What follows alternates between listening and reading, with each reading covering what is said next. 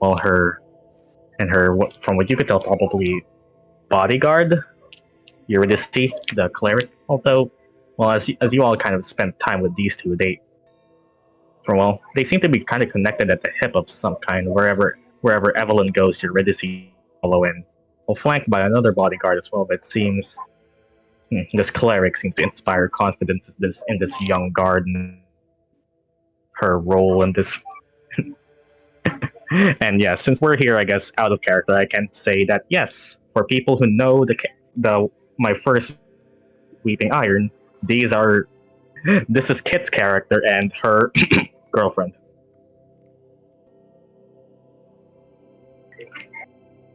And yes, they became canon. So I guess spoilers for that campaign if you don't know about it yet.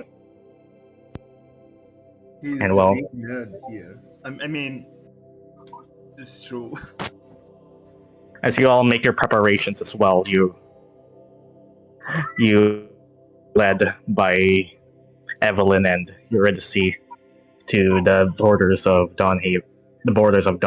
The town seems to be enveloped and surrounded by dark. You up and seem to set below. The villagers all gathered back at their houses. They all hide.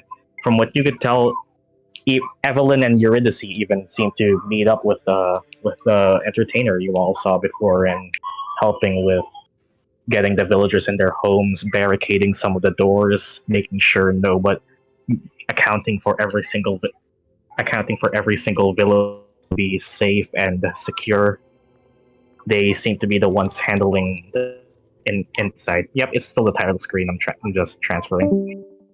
And well, as you are all led to the borders of the town, you specifically are led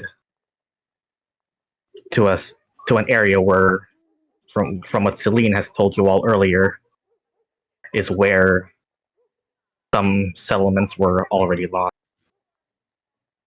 And we're back.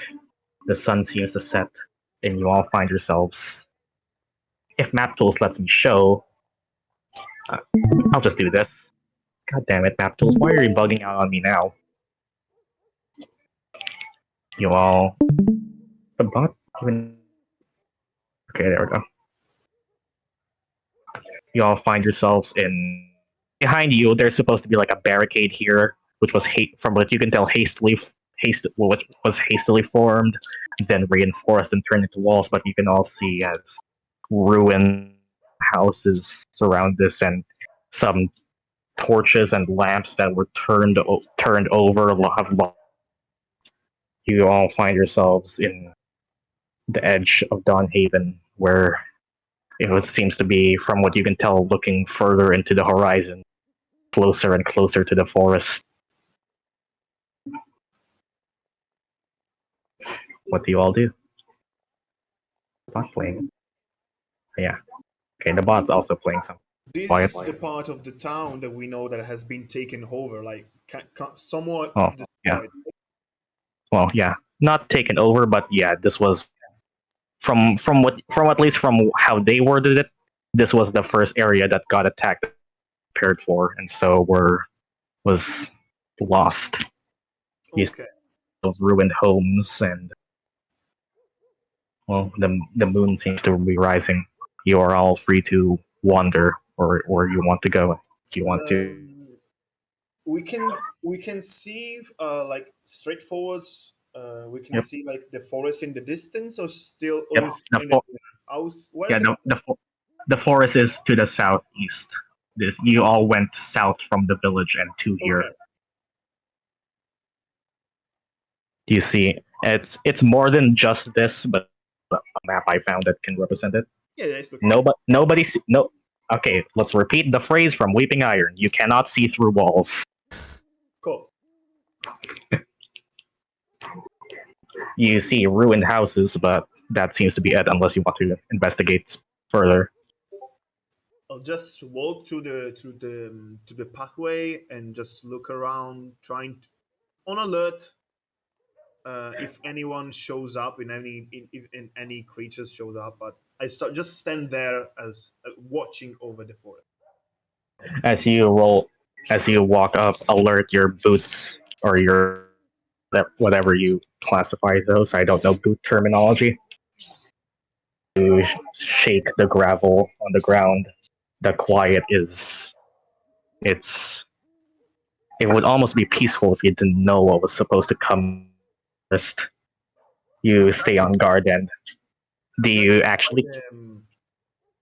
the by the probably moon or sunset or whatever? Yeah, Uh, the moon is out now. Yes, okay, it's just it's we can kind of guess that if they come out as the moon is high, is going to happen very soon, right?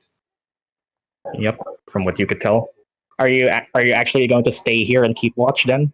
Uh, I'll go. I'll stay there and keep watch, but I'm going to bring my hand to myself, touch me, and I'm going to cast on myself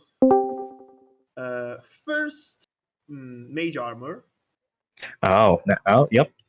As you all see, seems to walk out and already alert and knowing what to do. You see a spectral. You see spectral to surround your ally here as he prepares himself. And what looks like radiant light seems to form and crystallize into like solidified. Blinds you all for a moment until you open your eyes again and see what was normally just a lightly dressed man surrounded by shining radiant armor as well. Zephyr has cast mage armor. Yeah, and since like we are not really in a combat, and I'm going to Yep. like use everything in the same moment, I'm also going to cast false life on myself. Alright, you cast false life on yourself, and that's both of your eldritch invocations. Yeah, Someone else catch Johnny up as just narrating here. and I You roll get the 6 and extra hit points. you are now at 30. 30. 30 HP and 16 AC. Yes. Yep, let's just update that token right here as your allies himself. And well, if you want to keep watch and be the one to watch this area, you can roll a perception check. I'm going to roll that. Yeah. Everyone else, what do you want to do? You're all free to interact and move and talk however you wish.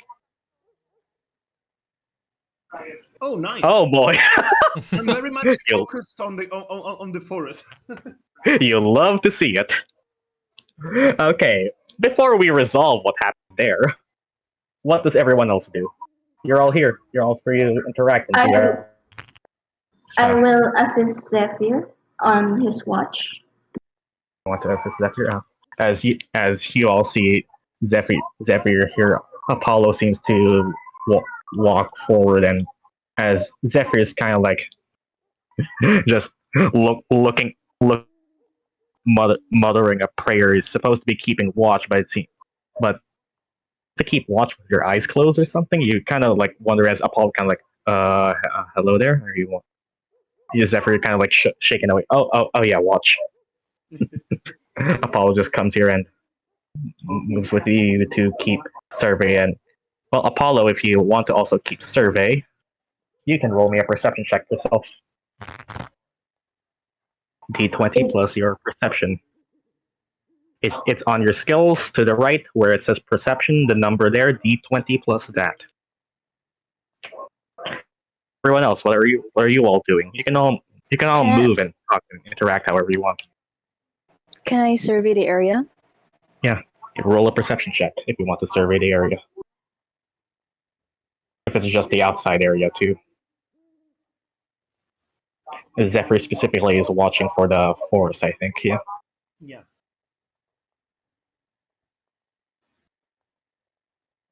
Exclamation Remember the roll? exclamation roll. Oh, and that's an 11. You keep watch of the area. You can very clearly you can see Apollo that there seems to be like what are remnants of footsteps and broke some tossed aside weapons from what you could probably guess to be guards who have either fallen or left their weapons here. You can see that there are footsteps around here, and as well it seems to be remnants of conflict here. And Johnny, is that also you're also keeping watch? I'm with Mark. Surveying the area. Surveying the area.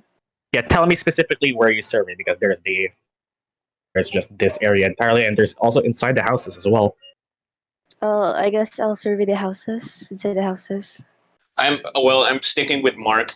I'm sticking with HBS for a bit, but And yours, you too. where is there a corner that we haven't checked yet? I would like to Wait, check can the you building, guys hear actually. me?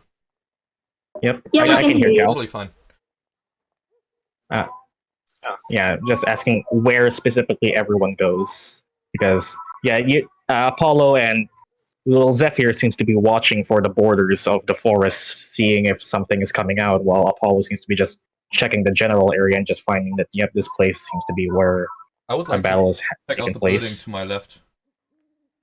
Like, To your left. Yeah, the upper one. Well, from what you can tell here, this door looks like it's locked, but as soon as you kind of like walk around and see Apollo surveying, you can see that there's an open entranceway. As you see probably a ruined storeroom or storehouse of some kind. The roof has sort of caved in as the moonlight shines from the hole up above. Can I You search look around and what do you want to search for? anything helpful for better? Like, Okay, if you want to search for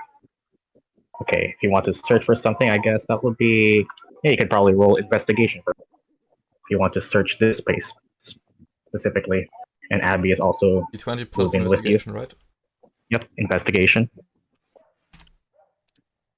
That's an 11. You kind of look around here, and as you kind of like turn up the rubble and see, you find what doesn't seem to be a lot other than basic peasant's tools. You find stuff like a plow even seems.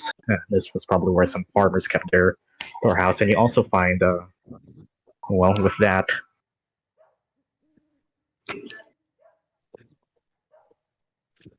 Can I climb? Let's resolve this first. You also find Okay. you just find 5 copper pieces on the ground. Cool. Just probably some change that was forgotten here. And if you climb the ruins, okay. As HBS is searching here, Abby climbed the ruins, and you want to specifically climb on top of it. Yeah, then that would be an acrobatics check.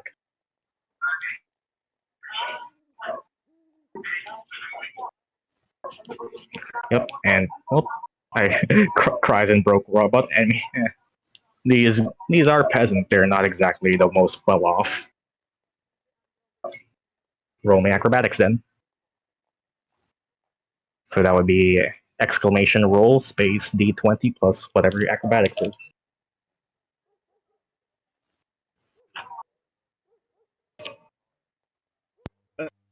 Hey, can you remember me how to make multiple instances of a roll?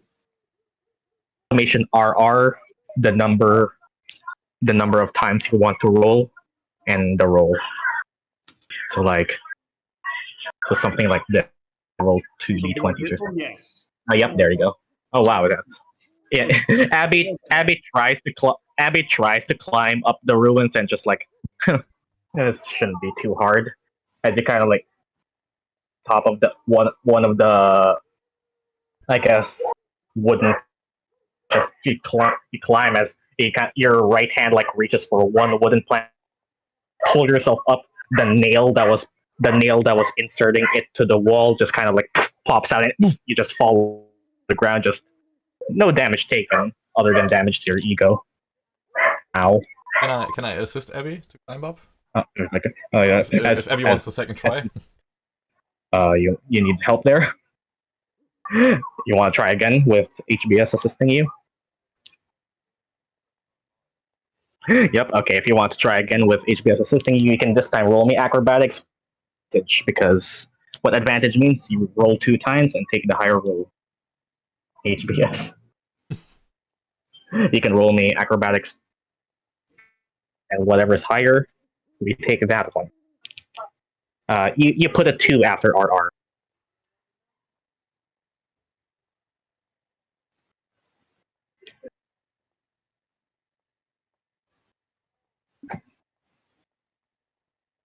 with a space after RR.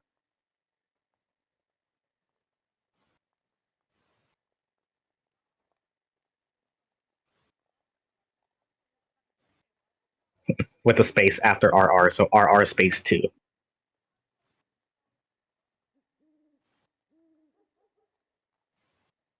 And that's a well. Thankfully, it isn't a nat 1 because of advantage, so that's a 13, which should be enough. You kind of HBS kind of like puts his hand on the ground for you, like to lift yourself up. You put one foot on his hand. He raises the other foot on his shoulder, and then with that, you see the roof of the ruins and hup, and you see, oh, that's a hole. You kind of like here and see the area, and and Rosette, you see Abby seems to have climbed on top of the roof. Winks at HPD. Well, anyone else want to do something? Wait, did I already survey the houses? The inside of the houses there? You wanna go to the other house then? Yep. As you kind of go here to the other house, you see what looks like to be was once a relatively okay house. You kind of look over here, see a normal hallway, go into this room, and it seems to be abandoned, save for a few furniture, some something. Until you get to this room and you see, yep. Whoop. Okay, that's okay. Well, what is that? Okay, yeah, before yeah. I call the other my party, can I on my own survey the body and the scene and the room? And yeah, that's what I was getting to. As Rosette, you perception check, right? Yep. First of all, let's do this first. As you look around the room, you see dead body that the blood looks like it's dried up for a couple days. You, Rosette, with your experience as an assassin, you're not exactly averse to seeing death.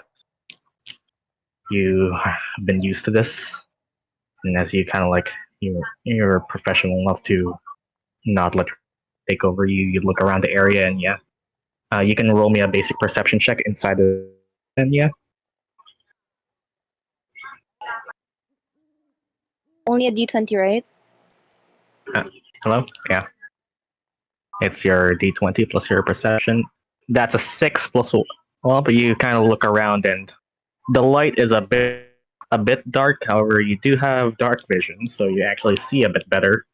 You see that there are, well, from specifically, it doesn't seem to be anything normal. The shelves are tossed aside, and well, I have dark vision. Yep, she does.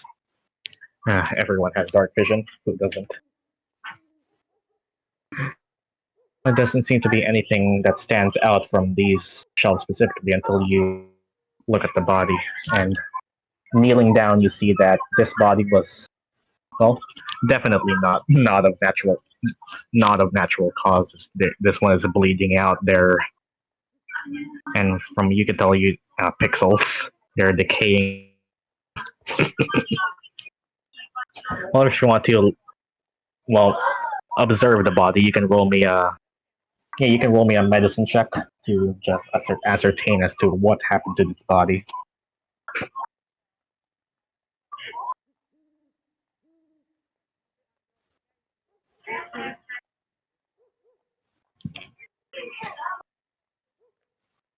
That's a D20, right? D20 plus your medicine, which would be on your skills, where you see what's Rosette's medicine. Your medicine would be a 1, so D20 plus 1. That's also a 6. Man. As you sometimes you just see it. Kind of like look around you. It's your first mission outside of the Council of Lemnos. I'm still kind of getting used to your new job. Not exactly having your history been wiped is a bit freeing, and you're not exactly used to the freedom yet. So you're kind of like, I have to get through this fast. No use time and until you realize, no need. You can very clearly tell this person has had, well, their guts pulled out, their arm, yeah, the blood is dried. However, you can as even though you can't quite tell what specifically could have caused this person's death, you can see their skin rotting somehow, as if it's decaying. What or how, you can't really remember anything that might be able to do this, but you can see that it's more than just stabbed with a weapon. Seems their skin, their body is decaying more than just the normal corpse rotting away sense. What do you do? Okay, I'll go outside and gather up the numbers and show them what I found. And well, as you all there, as Rosette like, hey, I found something. And well, those keeping watch, I guess. Abby, Apollo, and Zephyr, you can all keep watch, or you can all roll for continuing to keep watch. I would like to investigate more of the footstep that I. Yeah, yeah, you can also roll investigation on that. Yeah, yeah, you can. Everyone can hear that. So Oh, wait, Zephyr, I can roll investigation. you can roll perception. So Okay, I want to this is for a see different. from. This is for a different thing. Okay, but are we resolving something first? Yeah, yeah, we're just Okay, rolling perception. Those who were keeping watch earlier can roll perception. And while Apollo, you're kind of like just investigating tracks. You're just kind of being led here. Well, I would go around the building Sorry? to direction of. Yeah. Hello. Ken, you can also roll perception while keeping watch, Okay. specifically from where you are standing. Okay. And HBS seems to. What- Oh my God, Oh shit! I'm not perceptive. I'm really not man! perceptive today. I'm just. You're just. The sparkles of your spell is kind of blocking your vision. How does it feel, Ken, to be the one rolling the nat ones this time? It's fun. It's fun. This time you're the one. And well, Ken, feel my help. Remember, guys, rolling a 1 is just like rolling a 20. It can be fun. Yep. you kind of like turning around, like as Rosette's calling around, you kind of like nothing seems to be coming out of the forest for now. It's kind of like all random. You turn around to look at where Rosette was, and HBS seems to walking around, and Lo is walking here. Abby, you specifically with you from Abby, I can give you advantage from the height. You can roll one more time to see if it's higher. These are some nice trees. Yeah. You have a height advantage, so I'll let you roll again in case it's higher. That is a 21. Okay.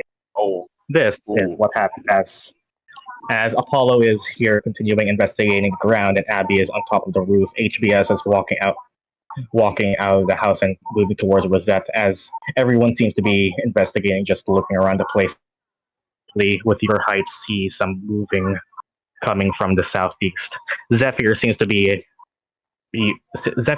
distracted or just calm and walking back to Rosette until you and HBS you actually do not have dark vision, so you actually couldn't see this immediately. However, Abby, you see walking behind Zephyr, something seems to move and rushing towards him. Something is approaching all of you. You can react. I'm gonna warn them. Wait, I can't see it yet, right? I can't see the creature. You don't see it. You don't see it, but there is sudden moving behind all of you, and Zephyr seems to be distracted for right that one. I'm sorry, but that was a 1. How far is Zephyr right now? Like from your direction, 85 feet. Shit. Wait. Oh, you actually cannot speak out. Awakened mind only has a range of 30 feet. Yep. Okay. You know what I'm gonna do? I'm gonna tell HBD. Wait. Mark, are you back? Yeah. Huh? I'm allowing Abby. This is a quick moment. It's quick time, so I'm letting you react, and what you can react can change something that happens. However you react. HBD is Oh, within your 30 I feet can't- range. Giving you Okay, basically I'm one gonna- thing I'm you can do gonna at an shout him. instant. I'm gonna tell him really urgently something's coming from Mark. Something's coming for Zephyr. Go. Something's tell him. coming. I will And instantly HBS, run. you hear Shout it. a voice. You hear a voice in your mind from what sounds like Abby, who, from what you would tell, just speaks in everyone's mind and sees something's coming for Zephyr, and it's kind of look. Some shadows start to come from behind the forest, walking silently in light. You, instead of rushing towards where Rosette was, you can move closer to Zephyr. However, as you all see, you all start to hear, and Zephyr, you see HBS starting to run towards you, like in a sort of panic rush. You look behind you and you see them and you hear them, and rattling of what sounds like bones seem to be coming from behind all of you. Oh, Everyone pause and roll initiative. Yay! Oh Woo! boy. Okay, and we are here. Please don't roll a 1 for this. Okay. Let's just don't roll a 1 for this. That- Yes, that's good. Oh boy, that's a 22. Okay, Wait, where do I see initiative? Initiative is there. on top of the sheet, and Yeah. if you don't have anything additional, it's just your dexterity modifier. okay. Sid, can you do me a favor and keep and list down everyone's initiative, or whoever can help, Totally. as I'm moving the tokens on the map? Can just ask for help from the spectators here, as to make my job easier, because I'm moving some tokens, and there is quite a bit of them. And we have Apollo has a more dexterity, so it's Apollo has more dexterity, so he should go first. All right then. Wait, I'm just moving stuff around.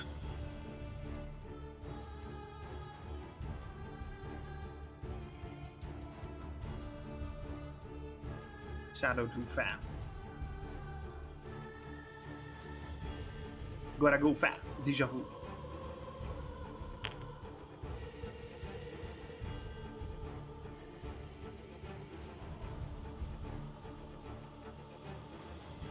Okay. And well, you all, and Don't okay, die. goddamn, let's just keep doing My this. goal is to die. Let's just do this, and Oh, there are creatures. Hello, creatures. they are. And let me open their tab. Those are smaller ones, okay? Yep. I'll zoom in once we Oh, get that's there. a lot. Okay. Before that, let's pause and take note of these numbers. Zephyr is at 22, and yep, Zephyr 1 is right behind you. Thankfully, it doesn't actually get to attack you. He has to at least quick enough to respond to stop that. We have HBS at 18. You there. We have Abby at 16. We have Apollo, right? Yeah, Apollo. And then we have Rosette going. Rosette.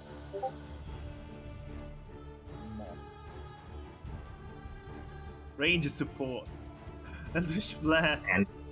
And well, let's Yes. roll for these guys. The fun roll. thing there is that I'm a warlock, and I'm probably not going to even use that. Let me roll for the Skelly Boys. Kelly boys.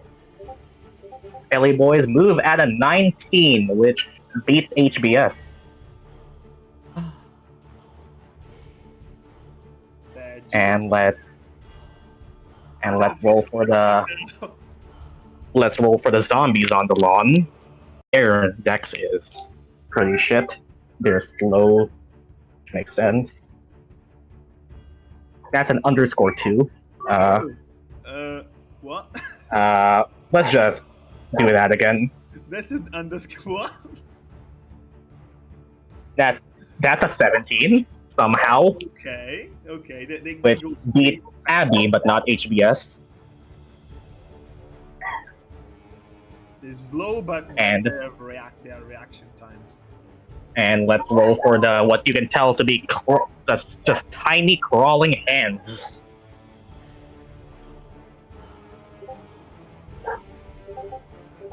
15, and that beat Hands. Oh, Rosette, but not Abby. oh no. Arthur, don't say anything. I am saying. I see that you're writing. That beats Rosette and Apollo, but not Abby. Okay. Initiative has been rolled. Combat has started.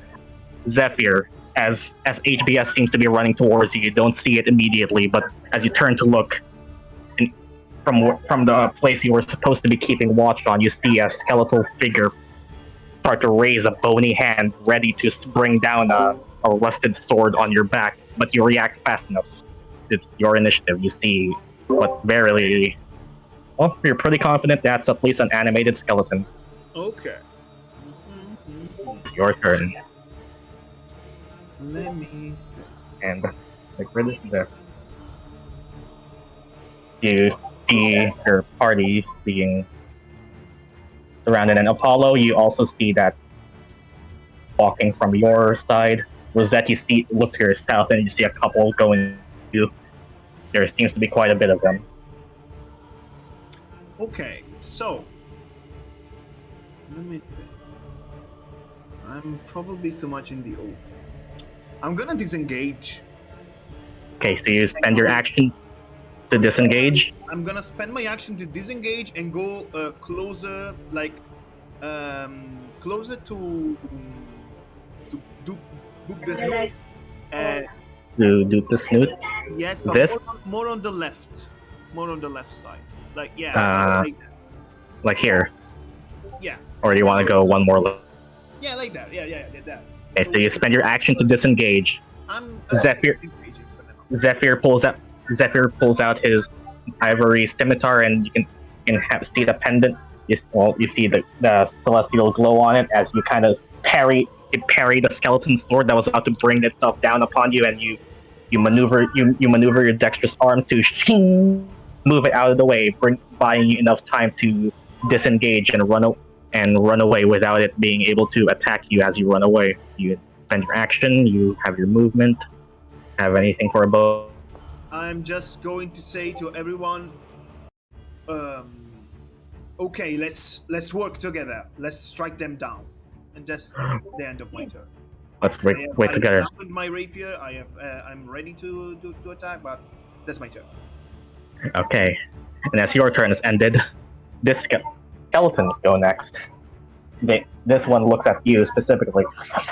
Just its bones rattling as you seem to parry its blow as it was running away. They actually sheaths its sword and pulls out its short bow. Oh. And actually shoots you, Zephyr. This one. Okay. Please. They have range too. You're actually within 40. Let me just check that's actually within range. Yeah, you're definitely within 80 feet. Alright then. Absolutely. Shoot. First attack roll of the game, and it hit. Hit. That's an 18. Oh boy, they're starting off strong. That is a 1d6 plus 2 piercing damage. As the skeleton just plus, let me just recheck the modifier. Yep, it's 2. And as an arrow just flies from the skeleton and manages to finds its way through the gap in your armor. You hear the piercing. You feel the piercing in between your armor plate, and you take 4 piercing damage. That's what you're going to do down to 20. I think that's it. That's this one's turn. This one does the same for Rosette. It walks one step forward and sees you, Rosette, from the house, a bit surprised, and it shoots you as well. That is a 6 though, as this one pulls out his short bow to attack you. You swiftly dodge attacks, whoa, and you do quickly duck as the arrow sticks itself in the side of the house. That was too close for comfort. And is there anyone else? Yep, there's one more here, which sees you, Apollo, and we decide to let's roll a die. If it's a 1, it walks up and smacks 2 it.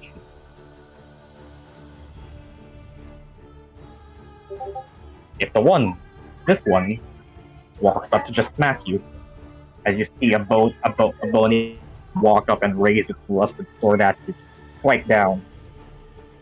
That is a 14. Your AC is exactly enough.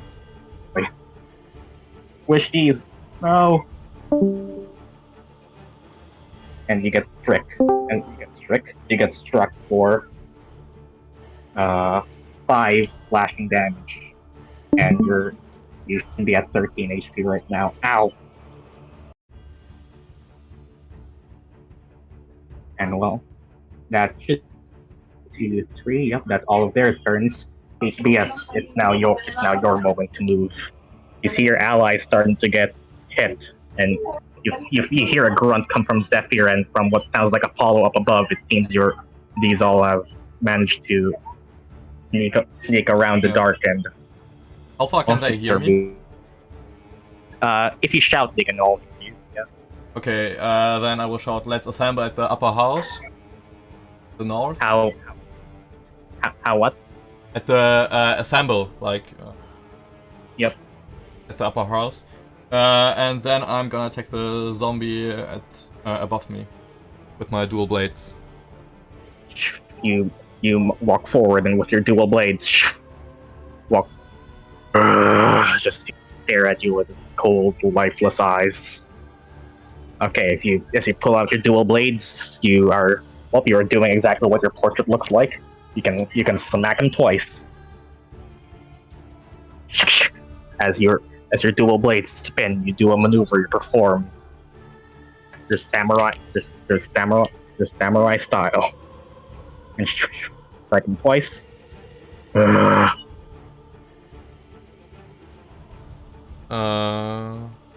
Face me, Sekiro. Please be Sekiro. From what you can tell, the zombie is slow to react to you. It sees you and acknowledges you, but it doesn't make any attempt to try and dodge your blow. They seem to be slow. Wait, not. Do I hit it, or do I have to roll for the hit? Yes. You have to roll the RR 2 D20 plus your D5, I think. Yeah, probably that. Yeah. You do that without the space. You strike twice. Oh wait. You do a space after the 2. Yeah.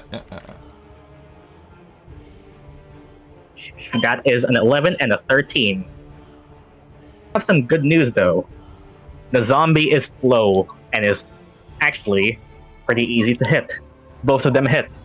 Ooh, easy, nice. Yeah, zombies are not that fast and not that dexterous. So you roll your damage twice. Sense. So you do the RR2. So it should be RR2 D6 plus 2. He has 2 weapon fighting? I gave him an exotic weapon.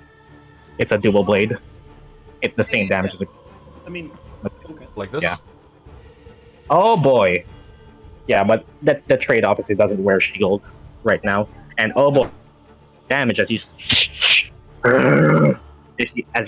first swing goes down, and then your second blade goes up again.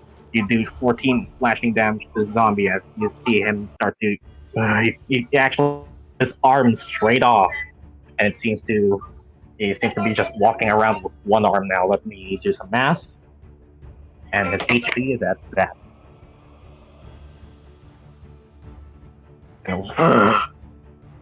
Front at you, and you see its arm chopped off. It's glaring at you menacingly. Do you do something else? No, I will end. You will end your turn there. Yeah. Speaking of, these zombies are next. Hello, Rosette. Haka. And these ones roll. They are. You see this one just walk up and just raise its hand, smack you.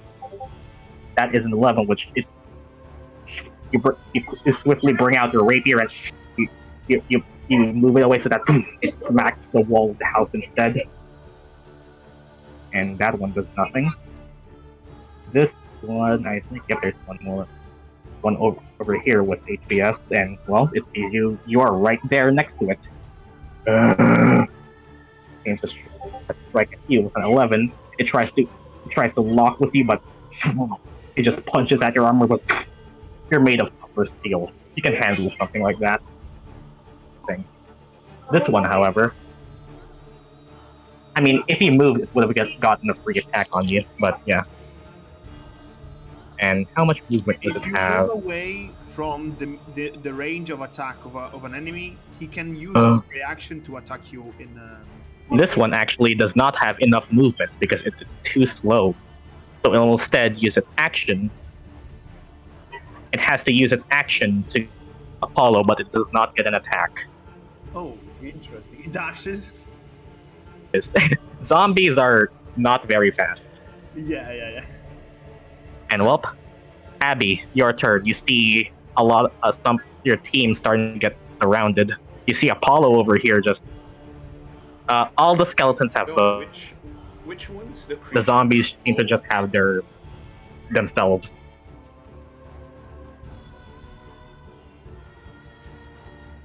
You see Apollo being surrounded here. You also see some tiny little hands. How far is Johnny? How far is Johnny here? How far is Johnny from you?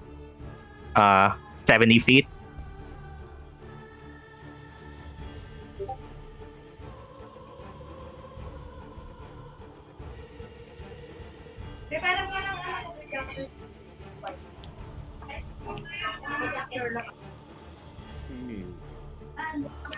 What do you do?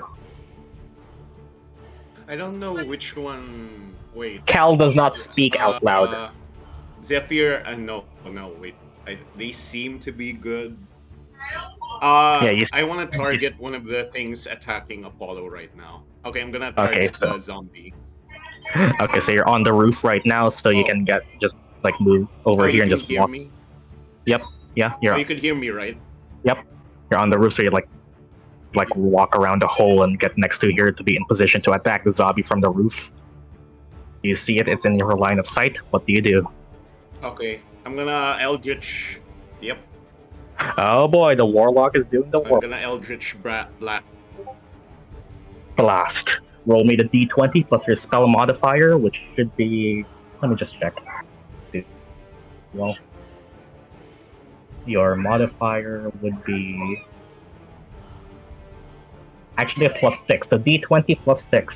It is enough. Well, it's enough either way. Yep. Okay. It's enough. You conjure a blast as a voice seems to echo from you on otherworldly for you as power seems to surge from your hands. You blast the zombie with an Eldritch Blast. It will be d10 +4 since you have Agonizing Blast. Yeah, is Agonizing Blast? Yep. Nice. You're a blaster caster. Did you make Part of it. The chorus of Ichime. Yep. Okay, roll me a d10 +4.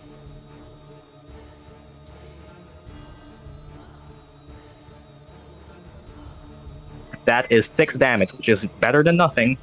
You blast the zombie and it seems to stagger back.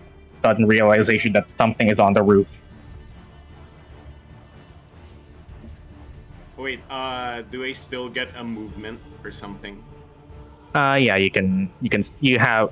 I'll say that was 20 feet of your movement. You still have 10 more feet of movement if you want to get back. But I'm not sure if I should get down. But I want to see. I still want to see everyone here. Though, yeah, you can.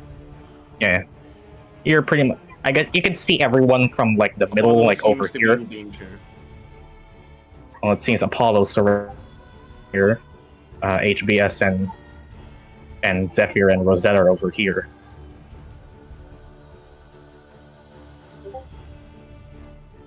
What do you want to do? Do you want to jump down? Just want to stay there.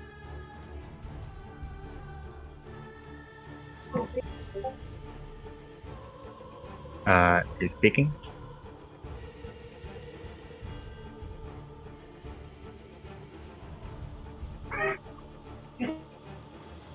If you're speaking, I don't think I can hear you at least. Cal?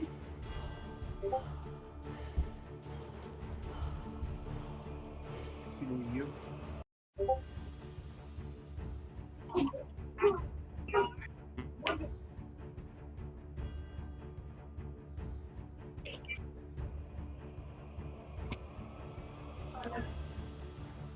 Hello. Hello? Have anything else you want to do?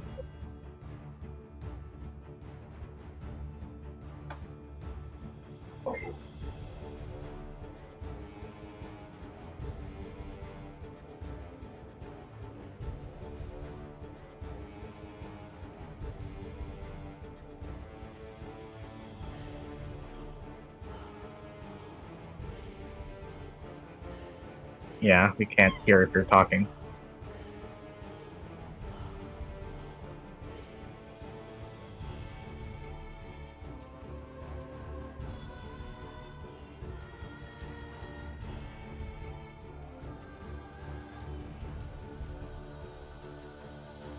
How much movement does the zombie still have? The zombie has ended its movement. Its turn has passed. It does not get to move Health. again. How much health? Oh, You don't health. know. You don't know. You can't really tell. You cannot There's know. There's no health bars in this game. There's There's no health. Apollo, but you did. You can tell that you heard it. You heard it, but you don't know how hurt it is yet. Mark managed to chop off an arm, from what you can tell you at least. Hang tight, be back for you.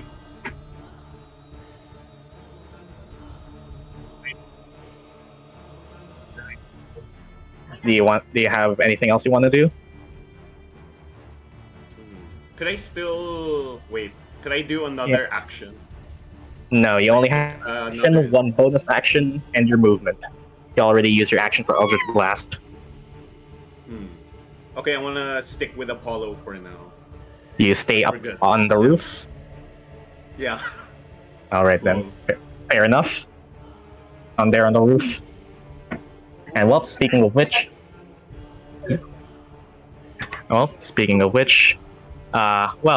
this says these things start to move. This one actually... How much movement does it have? Let me check. It actually... As from what you can see, Zephyr and HBS, you see just what look like just disembodied hands start to crawl on the ground. This one actually moves to you, HBS, and it just starts climbing on your back like, you feel like you're getting touched and caressed, but that's not by a person, but just something that's literally just a hand. It seems to crawl on your back, and it tries to actually just reach through your armor and just slash at you in between your plates. And well, let's see if your AC can hold up, big boy. It actually does. Yep, it's literally that. Well, and this one also moves towards you, but it's actually, considering it's a hand, it does not actually have legs, so it has to dash to reach you. So that one does not get to attack. This one sees Zephyr and dashes to them. This one sees Rosette and also has to dash. Okay. And only one got to attack that round. But Apollo, you are up. You are currently surrounded. Okay, Irie, since you are a noob, I will explain how... In combat, there are specific things you can do, but most of them count under either action, bonus action, or movement. Your action is stuff like hitting with your sword, casting a spell, or just doing what Ken did, but get to move away for free. Because I will tell you, since you're new and you probably should know this, if you just run away without doing anything and just move, they both get to attack you for free. So either you attack and do something while they're still there, or you disengage and move away and try to outrun them with your action. Your bonus action for stuff like Bardic and Healing Word, those are bonus actions, and you can also move. Just tell me what you want to do, and I can tell you what kind of action it uses. If you want to run away or attack. Question. Is attacking different from spell attacks? Yeah, they are different, but most of them generally both cost an action. So attacking with your sword is an action. Casting a spell is also an action. You can do one or the other, but not both. Unless you have something like Healing Word, which uses a bonus action instead of a full. Okay. Is it okay to ask if the skeleton is equipped with what certain kind of materials? Oh boy, I probably know exactly what you're asking about. Well, you can see that the skeleton is holding a rusted metal sword, yes, and some scrap leather armor. You said that if I move away, they will attack me, or If you move away without using disengage action, the disengage action basically just you choose not to attack, but instead go into a defensive stance, so you can move away without them getting to attack. But it also costs your action. Oh, okay. So you can disengage, but you don't get to attack with a full attack. But can I still move than disengage? Yep. Okay. You disengage so that you don't get to attack, but you can do either or. It's just disengaging now means they don't get to attack you at all. So, can I do a normal attack to zombie and then I cast a heat metal on the sword of the skeleton? Okay, I think both of them are actions. You can only choose. Heat metal is an action. Yeah, heat metal is an action, so Okay. you choose one or the other. Okay, since Abby is on the zombie, I would cast the heat metal on the skeleton. Oh boy. Well, I will tell you that. Yep. Okay, since you are casting a spell slots you use. So that is heat metal is a second level spell. So Yes. that you have used one second level spell slot as you cast heat metal. Oh boy, let me look at your character sheet to exactly read what that does, because yep, he's holding a metal. Heat metal is Yeah, let me find it. It's a second level spell. Choose a manufactured metal object. A sword counts. You cause the object to glow red. Okay, it's just straight up 2d8 fire damage. All right then, since you cast heat metal on the skeleton, it's not really sheath, but more on a strap next to its bony leg, I guess. And 2d8, as heating the metal just does automatic damage. Yeah. Actually, no, it was actually holding the sword because it used to attack you. So yes, it was actually holding a metal sword. Just 2d8? That's 2d8. There is no save. It's just straight up 2d8. Oh boy! That is 10 fire damage. As this skeleton walks up to you and just slashes at its sword, you kind of you feel yourself getting slashed at. It's like you feel a cut going across your chest. As then you pick yourself back up and whisper a bardic song as you slowly start to make the metal of the sword heat up. The rusted metal sword of the skeleton seems to brighten, and as it stares at its own sword, it feels fire start to envelop its hand and starts to burn. It takes 10 damage, and okay, and let's see here. It has to make a save, I think. It's holding the object. Okay, so it rolls a Constitution save, or it drops its sword. Okay, let's see what this Constitution is. Heat metal is a pretty complex spell, so let's see what its con is. Its con save. It was one of the best second level spells. Yep, it's one of the best spells. It's really good. Okay, let's roll a con save. It rolls an 8, so it has burning. It just quickly, reflexively drops, and ting ting ting. You see the sword It just straight up drops the sword as if it feels its entire body burning. You can very clearly see that it's very close to death. That sudden burst of flame was so much that it did not expect, but it is not yet dead, but it's very much badly hurt. Can I do the bonus damage of healing? You can do the Bonus spell of healing. Sorry. Okay. Okay.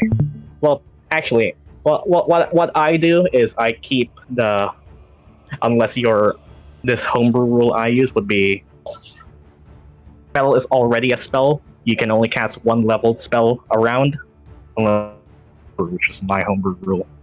So that's a spell you can do. But do you have a dagger or something? Yeah, I do. Okay. What I do allow though is, if you want, since a dagger is a light weapon, I'll let you just pull out a dagger and try to finish it off. Okay, a dagger.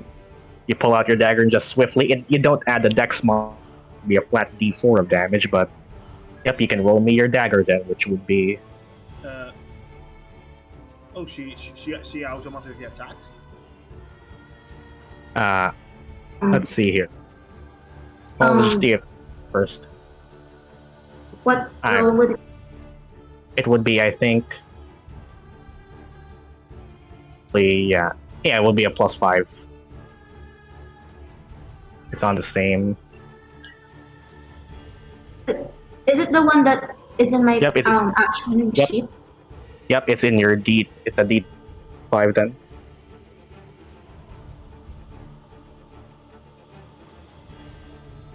I will, and it's a D20 first. It's the +5 first. D20 +5 first, before the damage.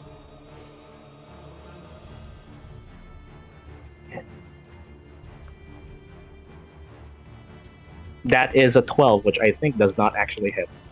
Nope. You try to slash at it, but it's a bit too fast.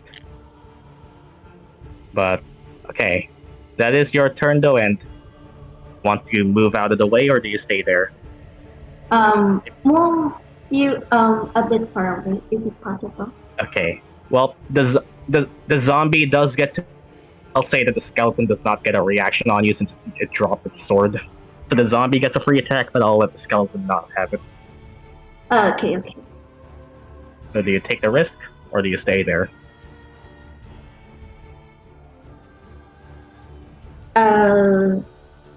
Take the risk. Take the risk. Where do you want to move? From the upper left. You want to go to the upper left, and okay, you use a lot. Can it be not that far though? So I can stay with Abby. Yeah, right there. Yep, you move out of the way, and the zombie gets to attack you. Let's see if it. Smack you. The skeleton is a bit too distracted from dropping its sword. That is a 20, which does hit. Oh boy. Let's see here. I think it's a 1d6 plus 1. You'll be fine. Let's see. Dice. That is 5 more damage. Ow. You, I think, are at 8, and Apollo is getting hurt. But, well, other than that, you seem to be free. And from Abby, from what you can tell, the skeleton is badly hurt. You feel like one good hit would end it. And Rosette, you're up. Okay. Can I do something like hit 2 enemies at a one action, like use my rapier and swing it at both of them? You can only target one target with a rapier. However, you are rogue though, so you have cunning action, which means you can use your bonus action to disengage and move away for free since you're a rogue. Only hit one. Okay, fine. Then I'll hit the zombie with my rapier. Okay, you pull out your rapier and you stab at the zombie. Roll me your attack.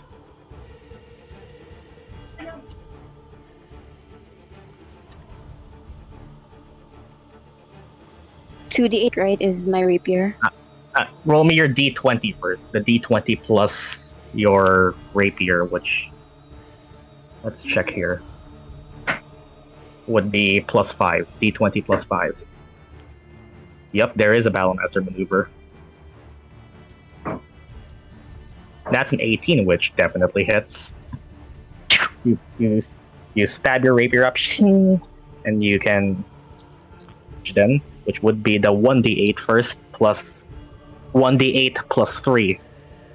Since you're using, you add your dex, and you do 7 damage to zombie. You see it start to just start to lose a bit of its life force. And you have your bonus action as a rogue. If you want, you can just bonus action disengage and move away for free, since you are a rogue. You're a bit faster than everyone else. Oh. You want to move away or you want to stay there? Or if you want, you can just... Yeah. If you want, you can choose to take the risk of attacks and get to move twice as far, since you can dash as a bonus action. But that would mean either move farther, but risk 2 attacks, or move your normal and risk no attacks. You can do either if you want to disengage. I think I'll just stay there for now. Okay. And we're back at the top of the round. Zephyr, you're currently this thing is annoying. I glance at the hand that's crawling to me, but then I glance at the dot or the arrow. I don't know the arrow that has been thrown at me. So I still look at the skeleton. While wielding my rapier with one hand, I like move a little bit my hand, my free hand, and mutter a couple of words. And I'm going to give you something.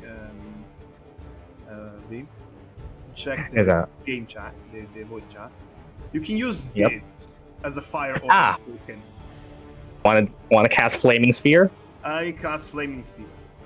Oh boy, so let's read that. Oh boy, we're using spell slots. Let me find your sheet. Second level spell slot. So I'm cast gonna cast it. Yep. Let me check. That would be 5-foot sphere, so it... Yeah, it's just a square. So Yep. I cast it.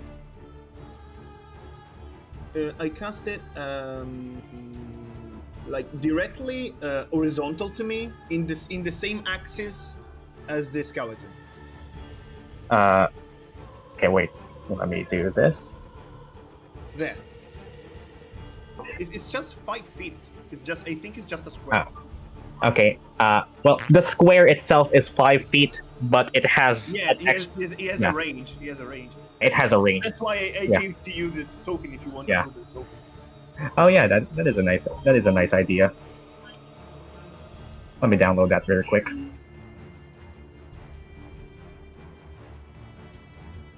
And I can, I actually going to spawn it like a square down. Okay, let's do this. Like here? Yes. Then I'm going to use my bonus action to command the sphere to just ram through the skeleton. Oh boy, you cast a sphere and you can move it and ram it into the skeleton, and it's up to 30 feet, so yeah, it's enough. And yeah, and it has to make a dex saving throw. Let's see the skeleton's dex save, which is just a +2. It's 13, I think. You have to do 13. See here, that's a 6. That fails. Okay, so I roll 2d6. 2d6. As Zephyr just casts a flaming at itself. I mean, it stays there. Yeah, it does stay there though. So that's 6 fire damage to this, which brings it down to that. And okay, do you move anywhere? No, I'm gonna stay there and watch the flames. Watch the flames erupt. Speaking of flames erupt, does it? I think it also takes the damage when a creature. Okay. When you end your turn there. Oh, when you end your turn. Okay, yes. So it's when you end your turn there. So as the skeleton just sees this flaming spear ram itself into, starts to burn. It's like it just does not like that. It looks back to you and just, well, I do not like you. Well, Lad. you already launched an arrow on me. I'm gonna launch a flaming spear. Yep, fair enough. And can it actually reach you? It actually can reach you. Oh boy, that's a pretty long time. Oh, we have enough. This one, and one just walks up to you and just decides to try and strike. That is a 16 it's with perfectly 16. it still manages to hit this armor. Oh boy, let's hear. It is a 1d6 plus 2. Oh, that is, oh boy, 7 damage. It's okay. I can tank those. And his flaming sphere is concentration, right? Yeah, I'm gonna roll for concentration. It's just. Please succeed. Yeah, I just need to make 10. Come on. Come on, you can do it. You've rolled enough ones to get a 20. You should mathematically pass this. Check. No. Okay. Mathematically should be able to pass this. Yeah. Yeah, you pass. The flaming sphere stays there. Concentration Concentration is a roll. Yes. Yep. Yeah, so by something you have to concentrate and make 10 or of the damage of the spell. Whatever. so if you want to concentrate, try not to get hit. Speaking of getting hit, hello Mark. Guess who's surrounded by 3 creatures? Yeah, I'm gonna spin my dual blades above my head and strike down at the zombie and the hand above me. Yup, and we've discussed this, and your weapon can actually, if you're surrounded by more than 2 creatures, you can target each one. Exactly. Did the other skeleton had his action? Huh? Wait, what? The skeleton? Oh yeah, the other wait. skeleton. Oh yeah, I forgot there was more than one. Whoops. I mean, Well, yeah. As this one lost its sword.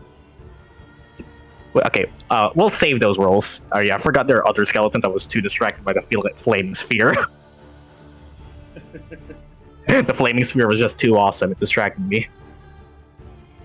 Well, this skeleton just... Well, it does not have a sword anymore, so it will just rely on the bow. And it sees that... It sees Abby is up here on the roof, aiding Apollo, and just... Hello there. Let me try to shoot you. Here is a +4 to hit. It tries to shoot you, Abby. With a 7, so it tries to shoot you, but whoa, that was nope. Man, that's your graceful acrobatics allow you to avoid the burst of an arrow. Well, this skeleton just shoots Rosette again. It tries to shoot Rosette, which is oh boy, these guys are rolling good. So Abby dodges her blow, but that's just 3 damage. Nothing. Rude. Not too bad. That could have been an 8. Okay, and now Mark gets to attack. Yay. And you hit the zombie, shwing, and you hit the crawling claw again, shwing. Your attack 2 times. That is an 8 damage on the zombie, and let's check the zombies. The zombie had exactly 8 HP. Oh boy. Oh boy. And as your first swing strikes against the zombie, you feel its arm is broken. You stab it straight through the chest. As this zombie falls to the left.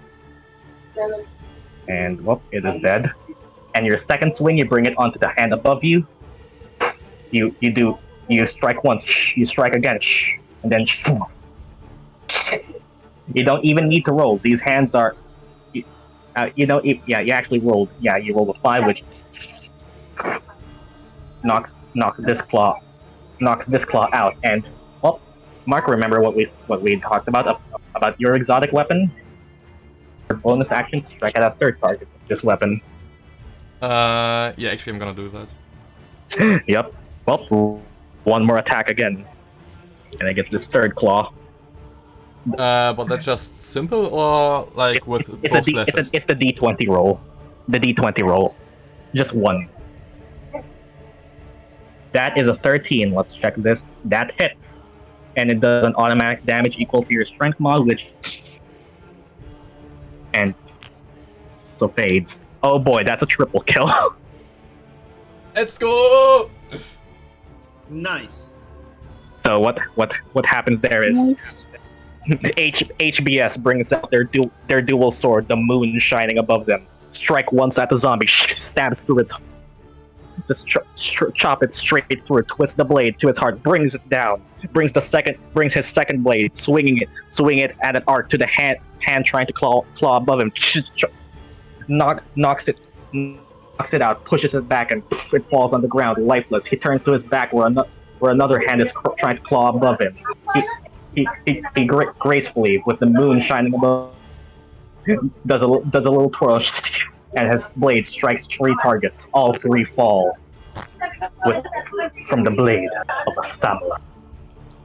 Fighters are good at one thing, and that's fighting. You can move wherever the fuck you want because you're just that badass. Wait a second. Did he use the? It's a special condition we agreed upon with this weapon. Ah, okay. Since he wanted to specifically use an exotic weapon, I made him one. Yeah, I'm the DM. The narration is part of my job. You can move where you want. Yeah, I'm gonna go closer to Zephyr. But... yeah. You can... right next to him? Upper right, I would. Like here? Yeah, exactly. Hello, and well, just see HBS come to your side after a very, very impressive display of sword skill. And well, seems the zombie extend. Well, this one's dead. This one just sees Apollo and, well... I can just try to smack you again. That's it's 14, so it actually does not hit. Oh boy, it tries to smack you, but with your rapier you parry it and bring the fist to the ground instead of at your chest, and that's a bit too close. And this one tries to attack Rosette. And rolls an 8. And well, that's their turn. This one is dead. And Abby, you're up.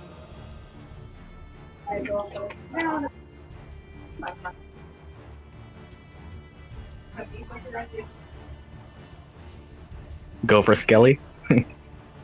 You're here, Cal?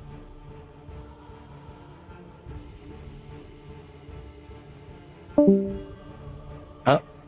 Is Cal trying to reconnect?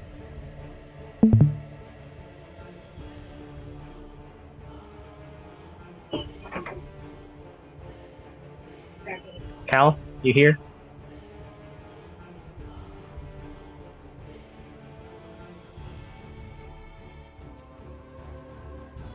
Abby, no! Oh, there we go.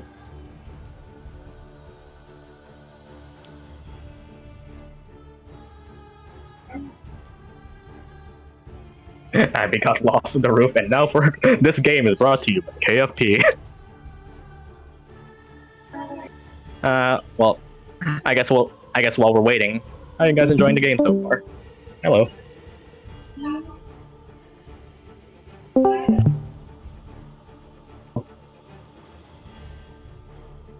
Three dead. Yup. Does I enjoy it? Skeleton nearly dead. Yup.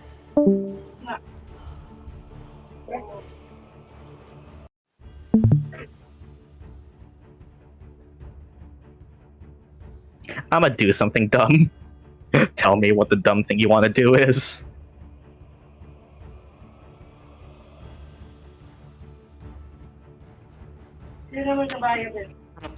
Oh my god.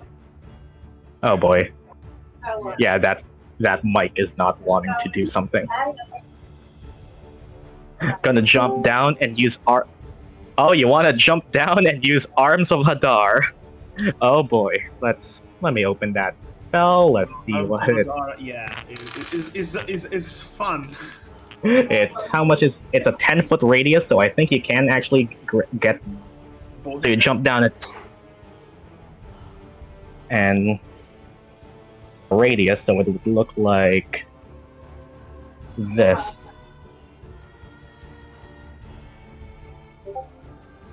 Maybe like. Actually, you can probably get like.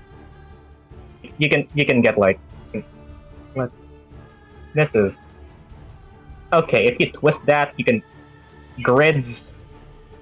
I'll just let you hit both of them because grid. Rule of cool is always the better. Yeah, by the rule of squares, you can't hit them both, but if you move just enough, you can get like half and half. So I'll let you hit both of them. Yeah, you can hit both of them with both blow and let's see. I think it's a save as you cast Arms of Hadar. Let me read. It is in that area must make a strength. They can. The strength saving throw. So at the let's still saves. So They just Arms of Hadar, I think they just attack everyone. Yep, and that's a fail, and that is it's a saving throw. It isn't an attack. So I think your save DC is also is it a 14 or a 13? Let me see. Your save DC is actually a 14. They both fail, which means you roll as arms of an otherworldly being just manifest out of Abby. You see, you Apollo bear witness to the zombie and the skeleton both getting enveloped and grasped by otherworldly. Whatever you want your Arms of Hadar to be. Normally they're just black tentacles. They're creatures, and they both roll. You roll me Arms of Hadar at second to 3d6 necrotic damage. Is a second spell? Second level? Yep. Warlock. Oh yeah. I mean, they can. Yeah, of course. Yeah, they can only cast second level spells at level 3. I'm a warlock. Yep. Yeah, you two are warlocks, so yeah, 3, and both of them take full damage. Nice. It's a saving throw spell, so it just if they fail, they get hit. Instead of you attacking them, is like you set a difficulty and they have to overcome the difficulty. That's basically it. Arms of Hadar. And roll me 3d6, Cal. I think that might be enough to get both of them. Let's see. Unless you roll like a 1. I mean, 1. It's totally enough. You don't add the +4. It's just 3d6. Will be a 13. 13. Yes. Yeah. So this skeleton is. Yeah, this skeleton just. Yeah, it's all right. We can do basic math. It's a 13. The skeleton just gets grasped by the Arms of Hadar as well. I don't as black tendrils of an otherworldly being just seem to grasp the skeleton. You Apollo see this start to get crushed and its bones shatter. It gets dragged down to the ground. It's burning a metal scimitar gets pulled into an otherworldly vortex as a skeleton is crushed into dust. And let's see, and takes like 13 damage, and you see the zombie get pulled by the Arms of Hadar, and you see one of its legs gets caught in the radius, and the Arms of Hadar just straight up rip its leg out. And it's lost the ability to stand. Let's do Taco power. She summoned the taco, and let's see. The Arms of Hadar and it can't take reaction. Yep. The zombie gets no reaction. Nice. Run away for free. Yeah. Nice. You still have movement. I'll say that. Yeah, that counts as like 5 feet of your movement, so you have 25 more feet. You just jump down from a roof.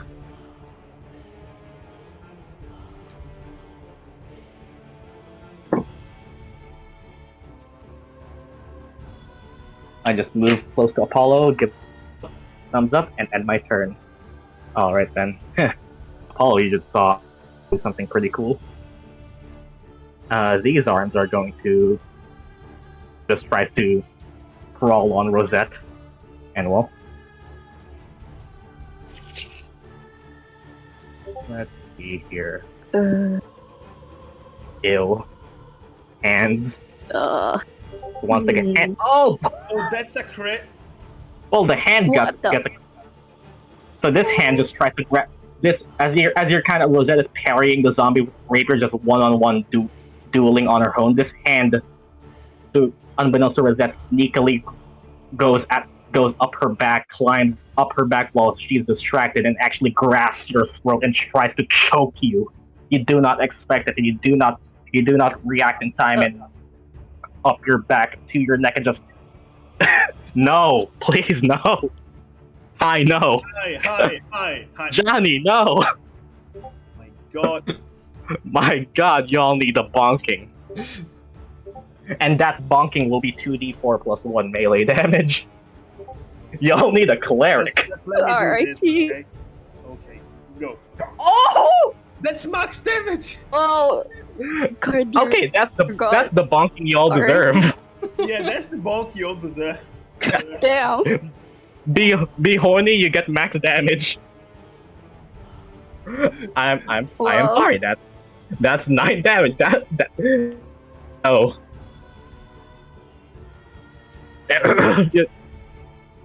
This thing is just trying to choke you as you, half of you is like kinky, half of you is like Lady Luck has been broken. And well, this one tries to do the same to Zephyr. Ooh. The bot does not want, and it's not enough. That's a miss. 8 armor save.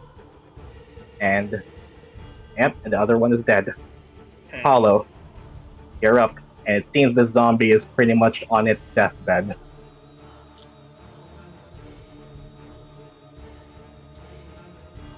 Is it my turn already? Let's check. Yep, the claws are done. It's your turn. May I cast a cure wound spell on myself? Yep. Okay, I'll tell you cure wounds is an action, which means, yep, it will be your entire action, which means you won't be able to do something like stab with your sword with the same action. Healing word is a bonus action, and then you can still stab with it. Cure wounds potentially heal you more, but it's your full action. Healing word does less, but it's a bonus action, which leaves your action. So it depends on you what you do.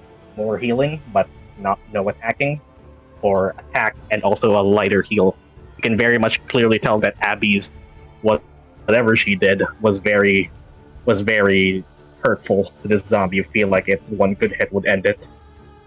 Okay. I would use healing. Healing word. Yes, and what bonus damage would what bonus attack could I do? Healing word would. Okay, first, if you want to use your bonus action to do healing word, you would roll me a d4 plus 3 hit point. D4 plus 3.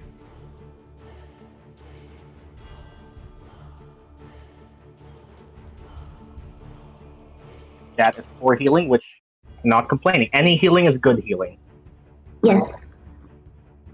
As long as you're above 0, you're good. And what bonus attack can I do? Well, healing word was your bonus, so your full action would be your rapier. Okay, you can roll me the d20 plus 5, I think. I think you have 16 dex.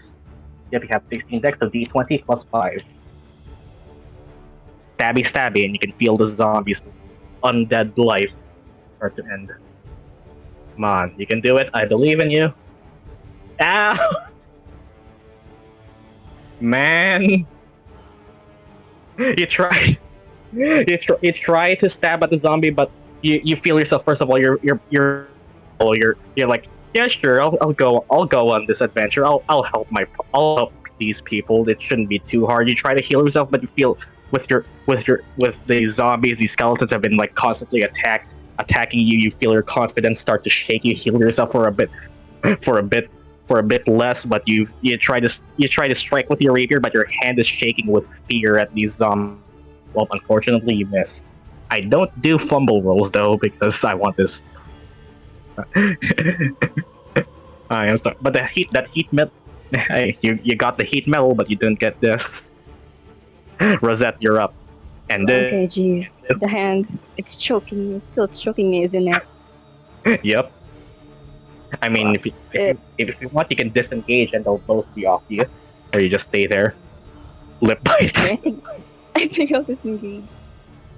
Okay, you can disengage, move, and if you want, you can stab one of them. Choke me like you hate me. I'll stab the hand for what it did to me. You stab the hand. Okay, then roll the hit, which is 20 plus 5, I think. Yep, that's wait. plus 5. I know. D20 plus 5 hand. I know, of course, husband. Yes. You can do many things with a hand. Oh, that's a hate. You can roll me the D8 plus. You don't actually no. You don't even have like tiny HP. They die to one hit. This hand is dead. And you can disengage. You can move away 30 feet for your party.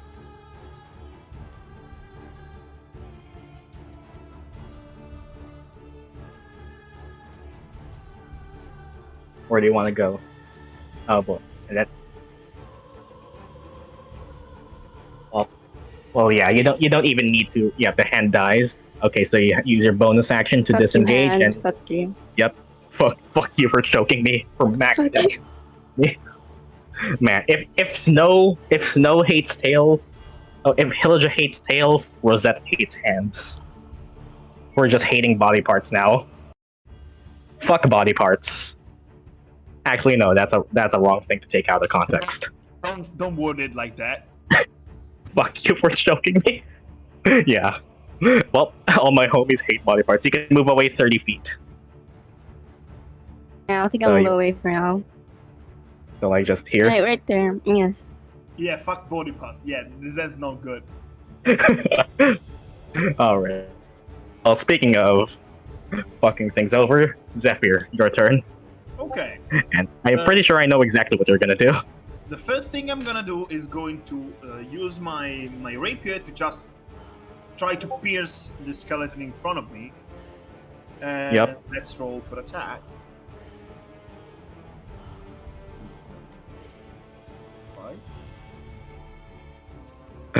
Hello? Yep.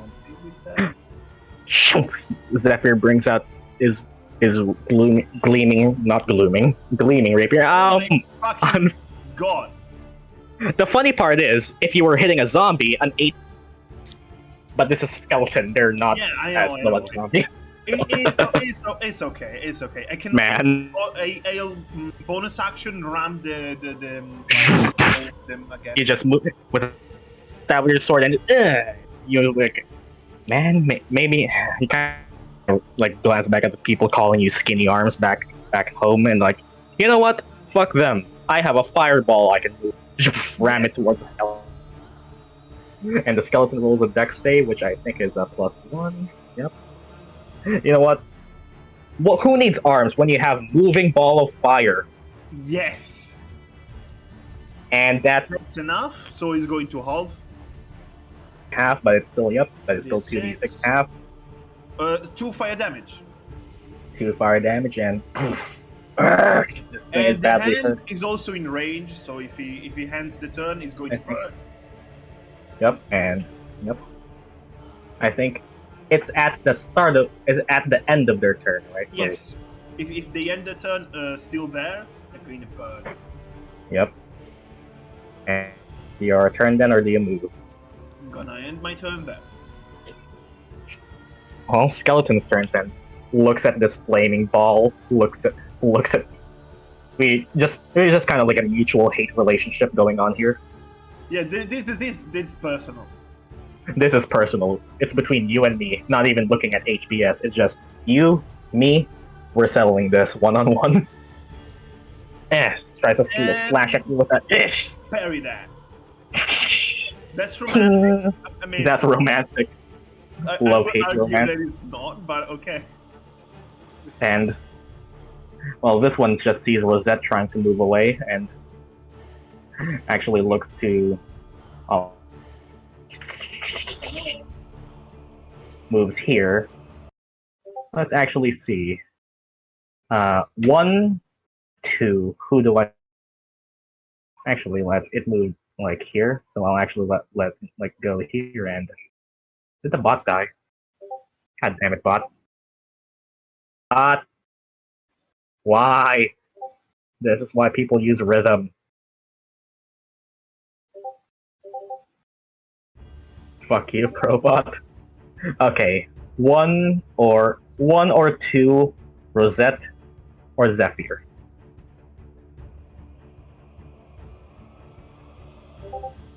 Two. Oh, hello, Zephyr. Well, flip. And this one just going here like 20 plus 3. Let's see. Oh, that's actually plus 4, not 3. It's off. What is? Wait a second. Who was attacking me? The skeleton. This one with the bow. It's gonna crit. Okay. Okay. Nani. Everything is fine. It's fine. We're fine. Totally fine. Come on, roll 2 6s. Come on. Come on, roll. Do it. Come on, roll. It's 9. It's fine. It's 9. It's not bad. I just lost 2/3 of my health. It's okay. Man, people scream. The fun part is you actually get to see my roll, so no, blame the bot, not me. No, it's okay. It's okay. Everything happens because of dice and we RNG, and that one's dead. I may have like 8 or 9 d6 dices in my hands right now, just because. And well, HBS, I think you're up. Oh my god, I rolled so many 5s. The bot favors DMs. I think our experiment might have proved that. Mark, you're up. Yeah. Difficult situation. Do I wanna interfere in this romantic quarrel? Do I want to interfere with this one? Yeah, I think I'm gonna, just because Zephyr just took a hit. He just seemed took a big blow. Yeah, I'm gonna take the weapon right next to me. You go forward and walk up. You see him. The skeleton's kind of surrounded in like a flaming ball. It seems like it's close to going down, but then again, you see it like Zephyr is like just a little mono looking at them. Wait a second. I just had an idea. It's stupid, but like shove it into the fireball. I mean, I can do that. Yes. You know what? I think I'll allow that. I mean, Look- the fireball. As long as you touch the fireball, you have to do the dexterity saving. Yeah, which means that if you push it in, it actually does. Okay, what do I have to roll now? Do you want to try and shove? Yeah. Okay, if you want to shove... Okay, if you want to try and shove the skeleton into the fireball, roll me an athletics check contested by my athletics check, which is a 0. D10, D20 plus athletics? It's D20 plus your athletics. Oh, yeah. That's a 19. They beat that on a 20. Let's see. Nope. You push the skeleton into the fireball and well, first of all, it needs to roll another dex save as you shove it in. And I think that does beat, but you do still roll a 2d6. You still get. That's 6 damage. I don't know That's how 6. many. It's rounded up, and that actually is enough. Yes, we burned You it. push. You HBS monoing across. a crawling hand and a skeleton.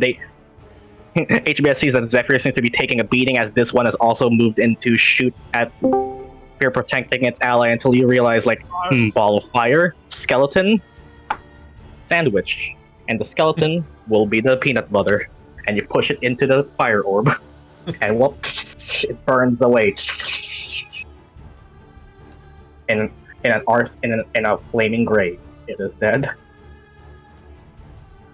Man, that's like, has Mark gotten was damn. But this does end my.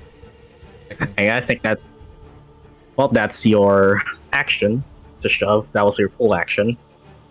If you have a bonus action if you want to do it. If you want to move somewhere else, you can. Can the hand attack me then? The move? Yeah, it does. But then again, you have like 18 AC. Yeah. Okay, then I'm gonna try standing between Zephyr and the skeleton. Okay, so you use 5 feet of movement to get here. You can go like here again, and you can move like 25. Yeah, you can get here and block its path. Yeah, I'm gonna go. And dude, the snoot is just moving around on the battlefield like a whirlwind. Fighters are good at one thing: fighting. Who would have known? And well, zombie's turn. This one sees that. It tries to move towards, but cannot. It has 20 movement speed. Ah! Oh, let's roll a die. 1, 2. So that people don't accuse me for favoritism. That's a 1. Sorry, Rosette. But it does not actually get to a 10. 1, 2.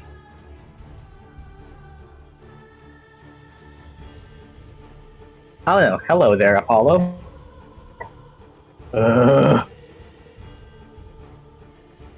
That is an 8. It tries to swing at you again, but your parry and ting ting. Apollo is just here on a defensive stance. Just on one punch, move your rapier and just twist it and push and make it punch the air. Another slash. You bring your rapier back down and just plant rapier into its hand and move it away, and like you're just basically doing a defensive dance over here. You're dancing with your blade, trying to avoid hits. And well, that's their turn. Abby, you're up. Vi dialogue is cool. I'm glad you appreciate it. I want you guys to feel cool, because you guys are cool. You're in a fantasy world. You can be as cool as you want. Cool is like, not. We can be cool just like we can be crit. Yeah. The exchanges, I get to crit you. Yes. The price of being cool is I get to land critical hits on her.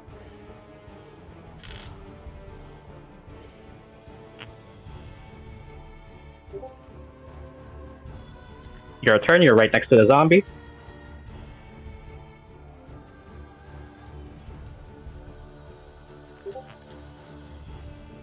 Can you tune me in? Did I get damage a few turns back? Nope. You did not. The skeleton tried to shoot you, but you have not taken damage.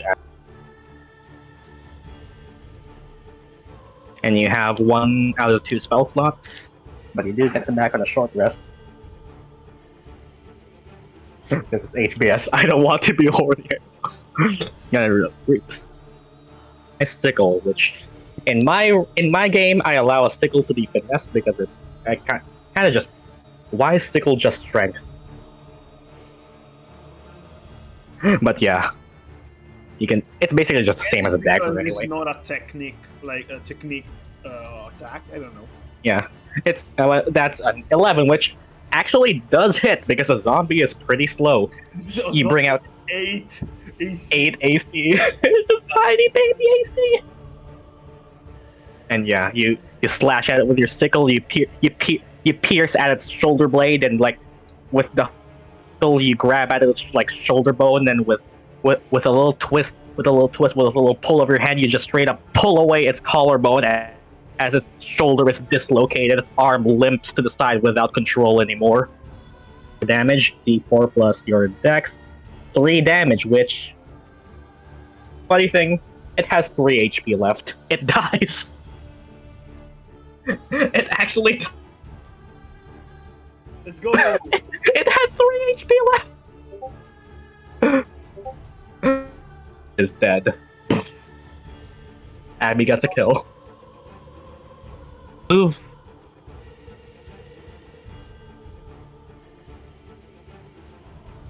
It has 3 HP left.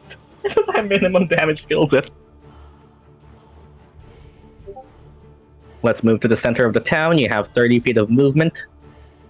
You can get like all the way here.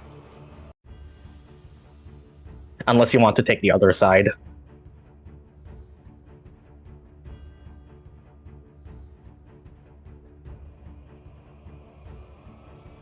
The other side, I think you would have to move like here. Yeah. Closer to Rosette. Yeah. Unless you want to take the chance and climb onto the roof again. You have to move around the building unless you want to take a chance and climb the roof. Which would So take a shortcut at a risk. Way around. Tell me, hero. Do you take the chance and roll the dice? They do. Roll me an acrobatics check. Fall from the roof and break your neck? Come on, acrobatics. Let's go. Come on. Come on. Come on. Come on. I believe in you. Roll me acrobatics. Again. That's 21. You can lock him in. You know, since that's a 20, yep. I'll just say that takes like 10 feet of your movement to climb up. You just like jump and with an acrobatic grace, like the time you perform on a stage, you remember your graceful dance, your backflips, your dance steps. Combat and fighting is like a dance. You just need to know. You put one foot down, you bend your knee, you jump up, do a front flip, land on your feet, and you can move freely. 20 more feet of movement. You can like get. I'm so hot. And well, you can get on the other side of the roof, but not jump down exactly yet.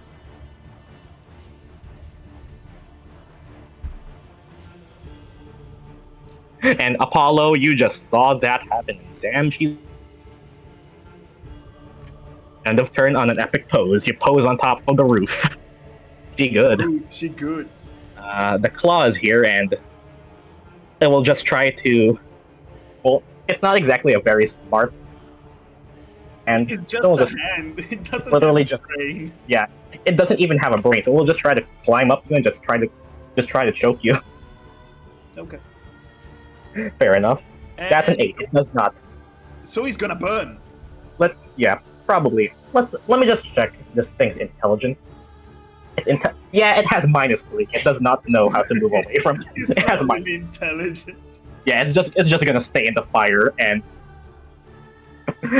I would say I would roll a dex save for it. Actually, yeah. There's a very small chance this thing survives.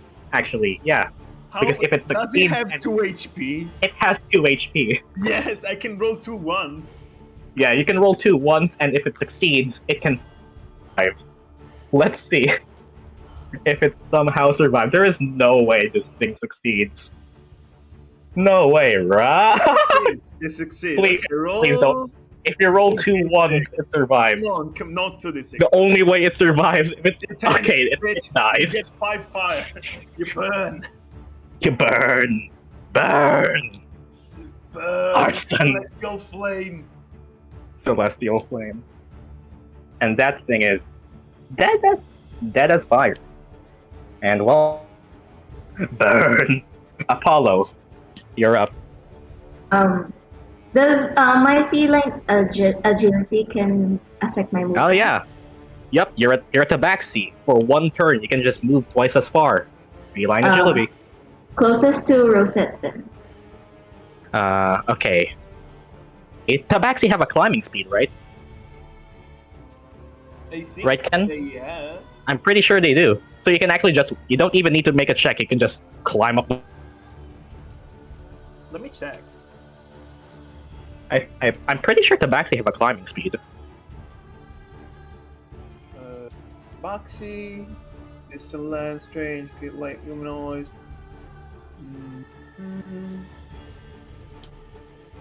Actually, yeah, climbing speed of 20 feet. Yeah, you can just, if you want, you can move around to the building or just climb on top of it. Either is fine. Yep, you can just spend 10 feet of your movement climbing up the building. And yep, you're up on top here. Just you see, pose under the light of the moon, and like you have 20. Abby is just JoJo posing. Abby is just JoJo posing, so you can move like here. You want to use your feet. Yeah, okay. Okay, so feline agility would give you, I think, double.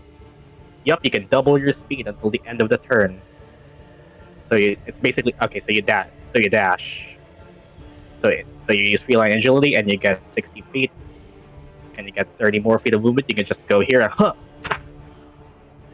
and you can get here. Cats are fast. Okay, you are here. You still have your. I don't feel like agility costs anything. Yeah. I still. Yep. You still have your action. My turn. Okay. Yep.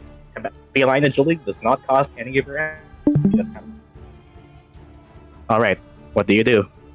You see Rosette is being attacked here. Would vicious mockery affect how? Zombie? Yeah. Yes, it would. Okay, vicious mockery is a whip, and you insult someone so bad, it actually hurts. Okay, I need to roll a wisdom save then. What's the wisdom of a zombie? I'm guessing not a lot. Yeah, it's -2. Actually, it's +0. Oh. They actually have proficiency in wisdom for some reason. Nice. So it's just a flat D. Yeah. And it's a 4, it fails. Roll me a D4. Apollo, just a D4 of damage.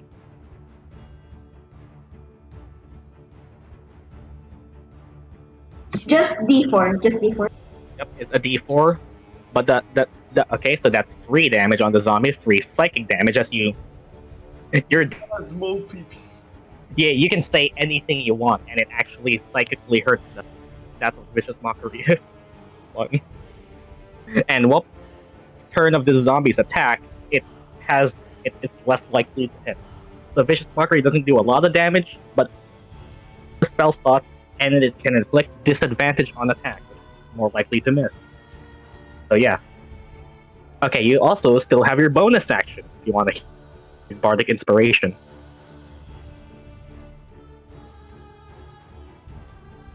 Bardic inspiration. If you want to give someone your Bardic Inspiration for a healing word. Oh, how bad is Rosette's health? Johnny, tell her. Apollo, heal me! I'm guessing pretty bad. Okay. I'm guessing pretty bad. Healing word. How bad is Rosette? Apollo, heal me! D4 plus 3. And mark down 1 spell slot.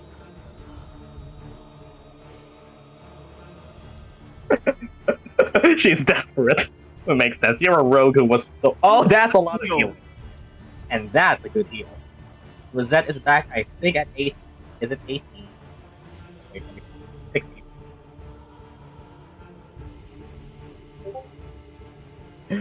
That's comfortable. I pop out the stream on mobile. And well, that's healing. I think that's your turn. Correct? Yes, and my turn. Okay, a very productive turn. Rosette, speaking of which, oh no, that's a bit more comfortable. Your neck still feels sore from the choking. Oh god, the context. Yeah, it still hurts. Yeah. Alright. With Yeah, I'll go for the zombie. Normally, I would not keep that in mind, but with these group of people, it's pretty much expected. Yeah, you have your turn. This thing is still right next to you. Yep, I'll still use my rapier and hit and swing my red zombie. Swing your rapier.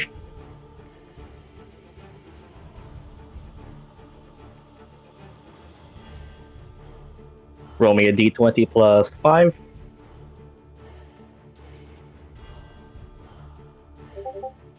Oh, that's a 17. That definitely hits. Roll me your rapier damage as you plunge the tip of your dexterous blade into.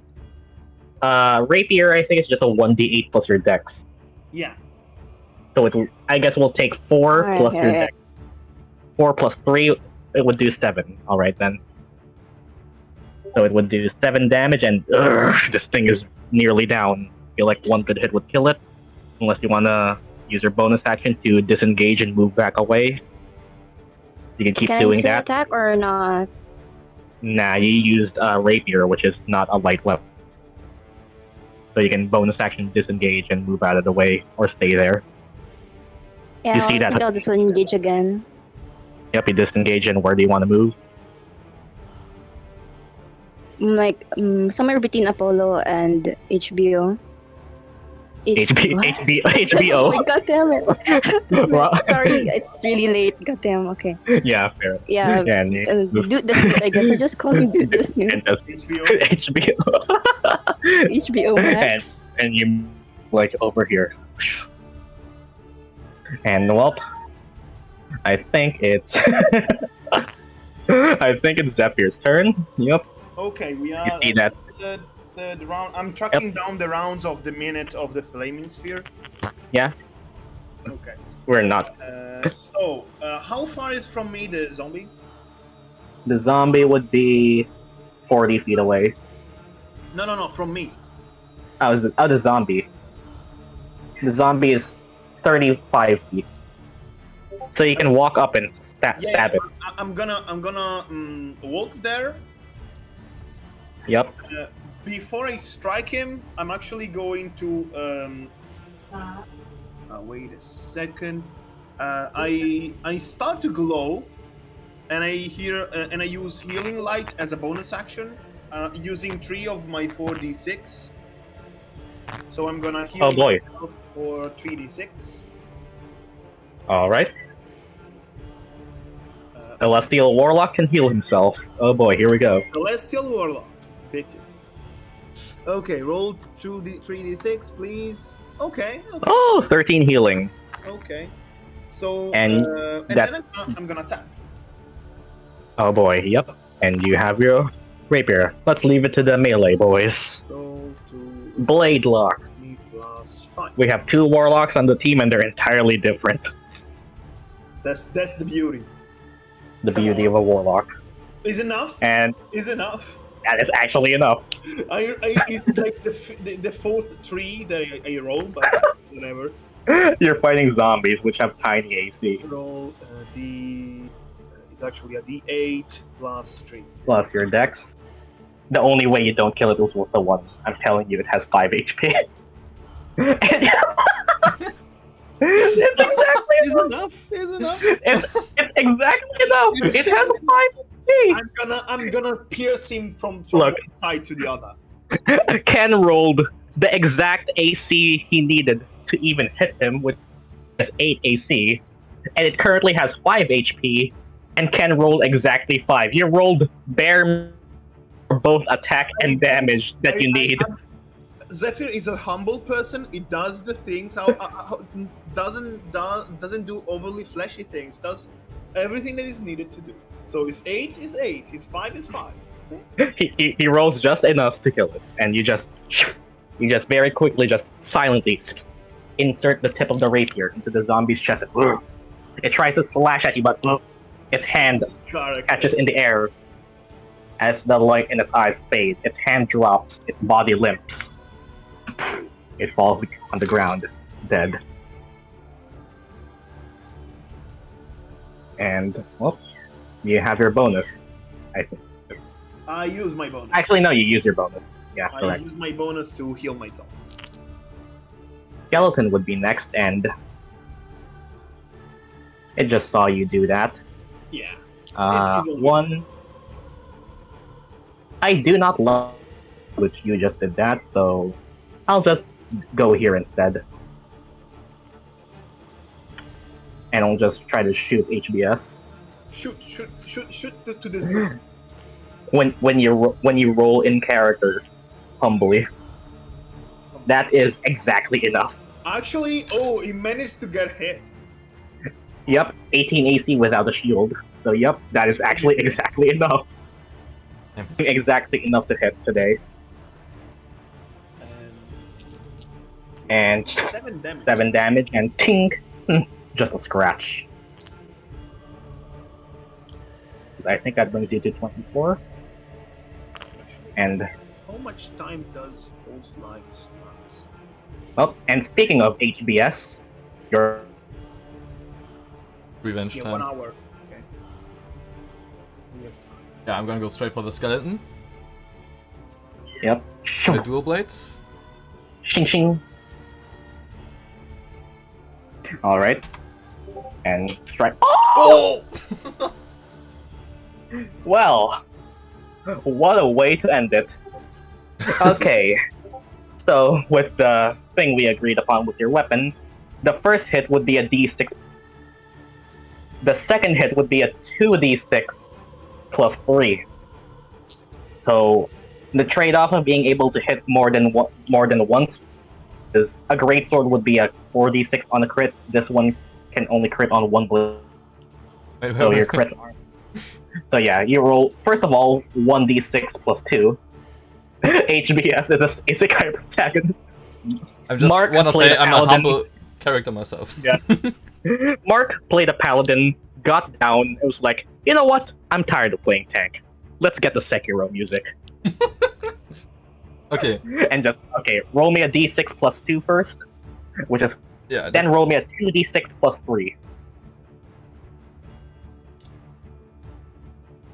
That's 4 damage.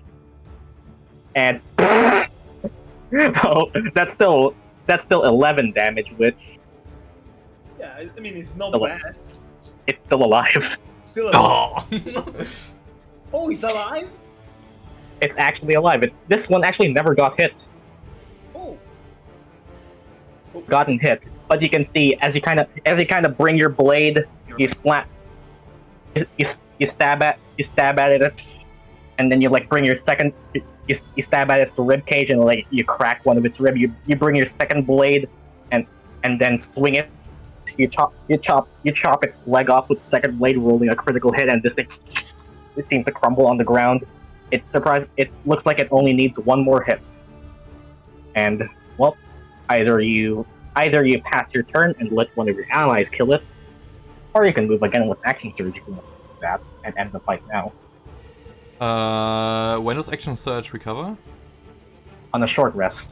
Oh, okay. Well, then I'm gonna finish. If you want to action surge, finish it off. That's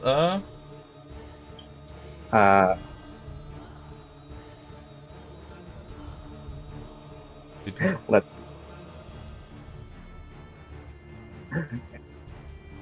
And wait, no. Mark is using action surge, a fighter ability which allows him to attack again. Because- just normal attack. Would love to see it. Yep, roll me. Come on, you only need one more hit. I will tell you that. Okay, 20 is enough to kill it. You don't even need to roll damage. It has 2 HP. The one of them. As you Oh, okay. as you strike once, you crack its rib cage. You strike again, you chop your leg off, and you see that this thing is still glowing with hatred for you. You pity it as its undeath has caused it to suffer more beyond its original life. You decide that enough is enough. Action surge. Move again, and you bring your blade once more, and cut. You know how anime characters like just pull out the sheet, and then their enemy dies without them even swinging the blade. Yeah, you just. And this is dead. And that is this concluded. HB did a judgment cut, and I don't know what that is, but I'll just say yes. And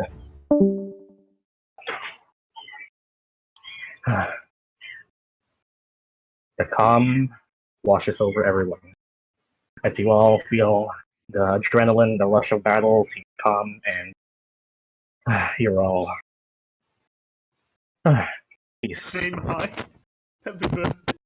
Oh yeah, and this ball of fire is still here. Yeah.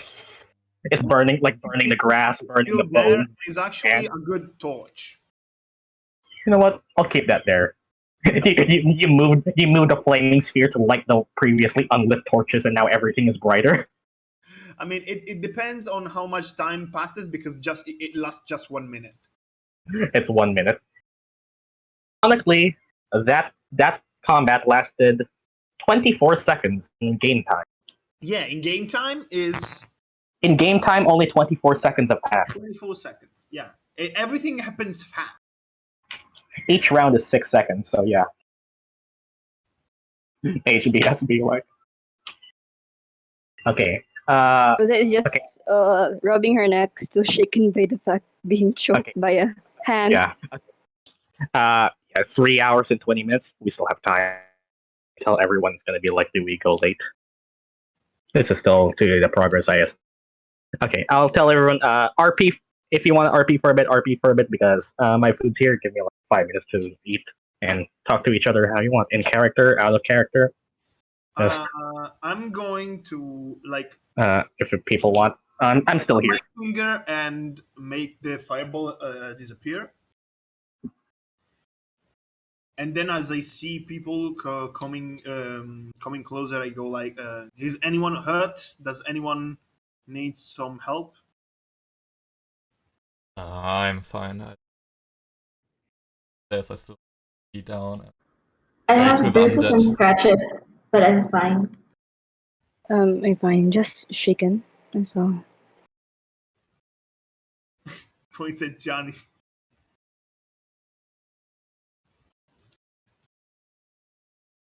Don't worry, Apollo already healed me. Just creepy. A hand just choked me. No. Creepy indeed.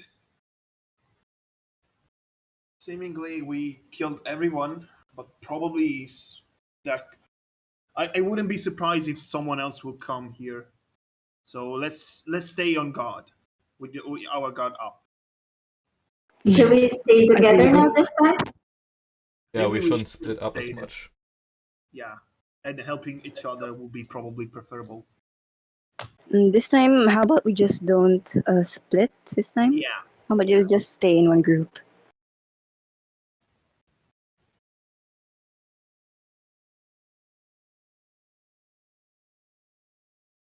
So, did anybody found any clues within this village that was attacked? Well, actually, before the attack, in that house near us, there was a body. Well, I couldn't see what really caused it, but I'm sure that it wasn't natural. It was certainly unusual.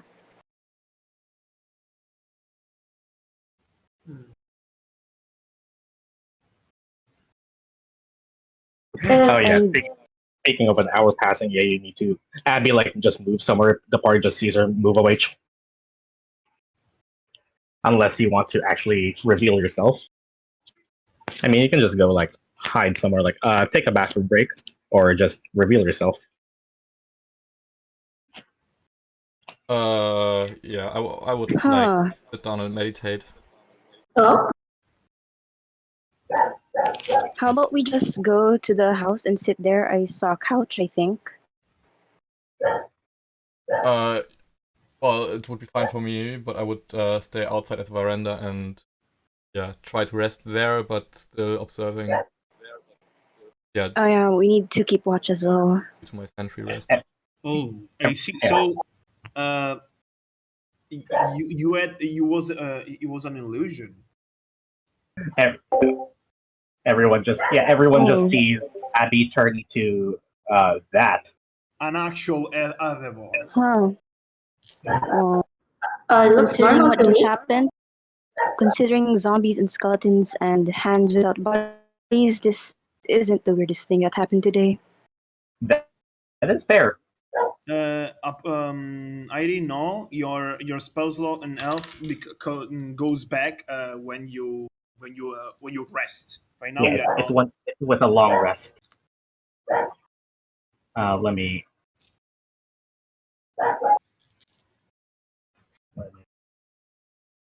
Rosette did say about a dead body that wasn't normal. Is it there still time to check it? Well, I Yeah, not normal, but killed unusually, not by a normal weapon. That is. I was good fighting, right? Yeah, everyone just see. Let's just.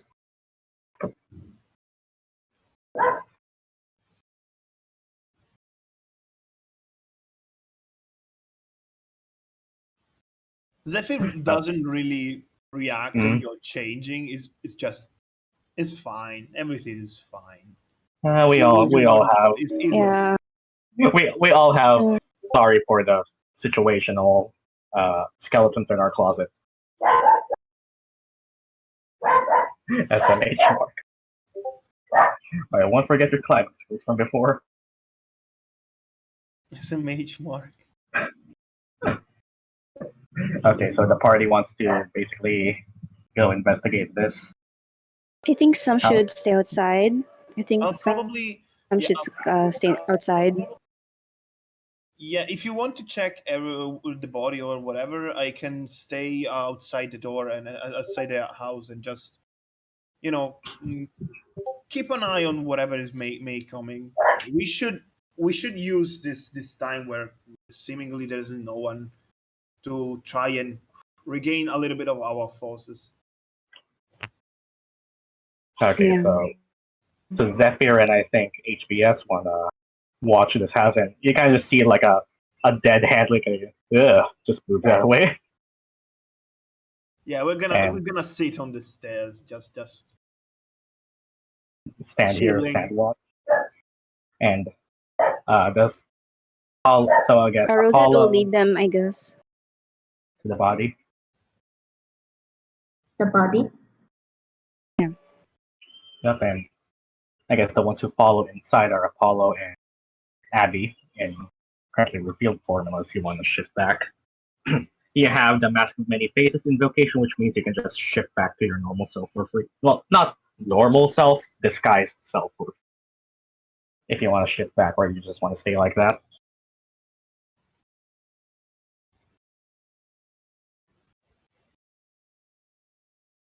Hmm, why it's not there? I can't find the file for some reason. Ah, there we go.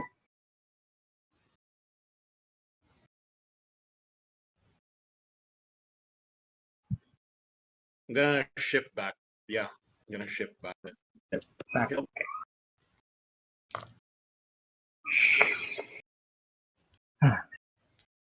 And well, as you all, oh, the bot, forgot the bot's dead.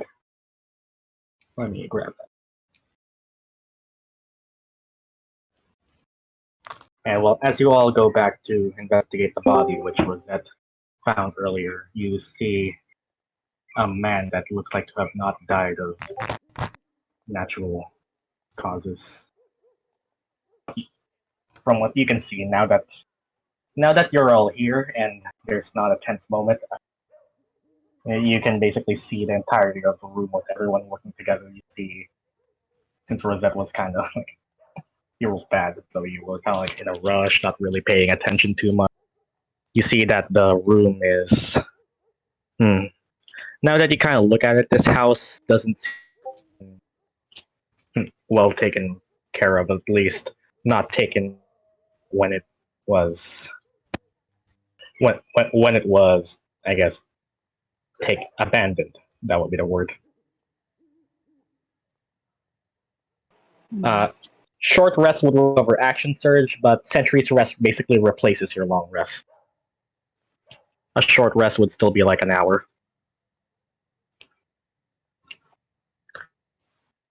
From what you can tell, does anybody check the body or the Meg room? is Can I'll do? Can Can I check Okay. again this time? Okay.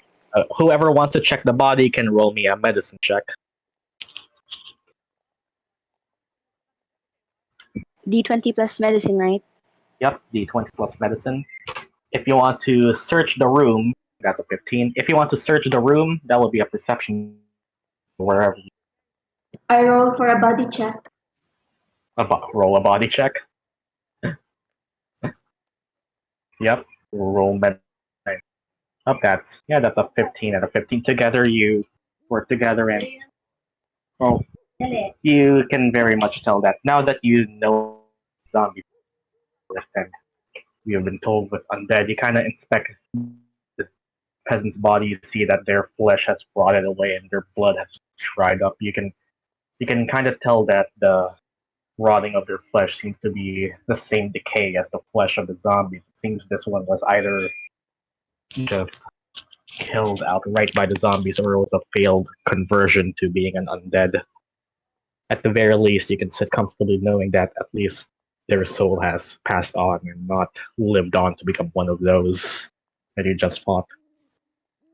You can't really tell anything special from them other than that they're a base peasant, but as you search around the room, you can find some bookshelves and some topics regarding. And does anybody actually check the room, or just like anybody like moving, checking the rooms, or is it just the body? Like searching the rooms. You can search the rooms now. It's limited to just one thing now. Because- What Can I roll would again to search the rooms? Searching the rooms would be you can roll perception or investigation either. Yeah.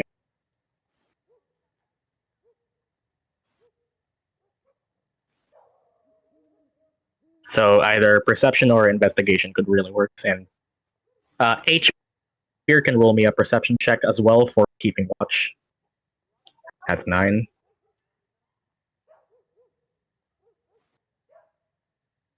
I think I'll roll perception for the room where the body is.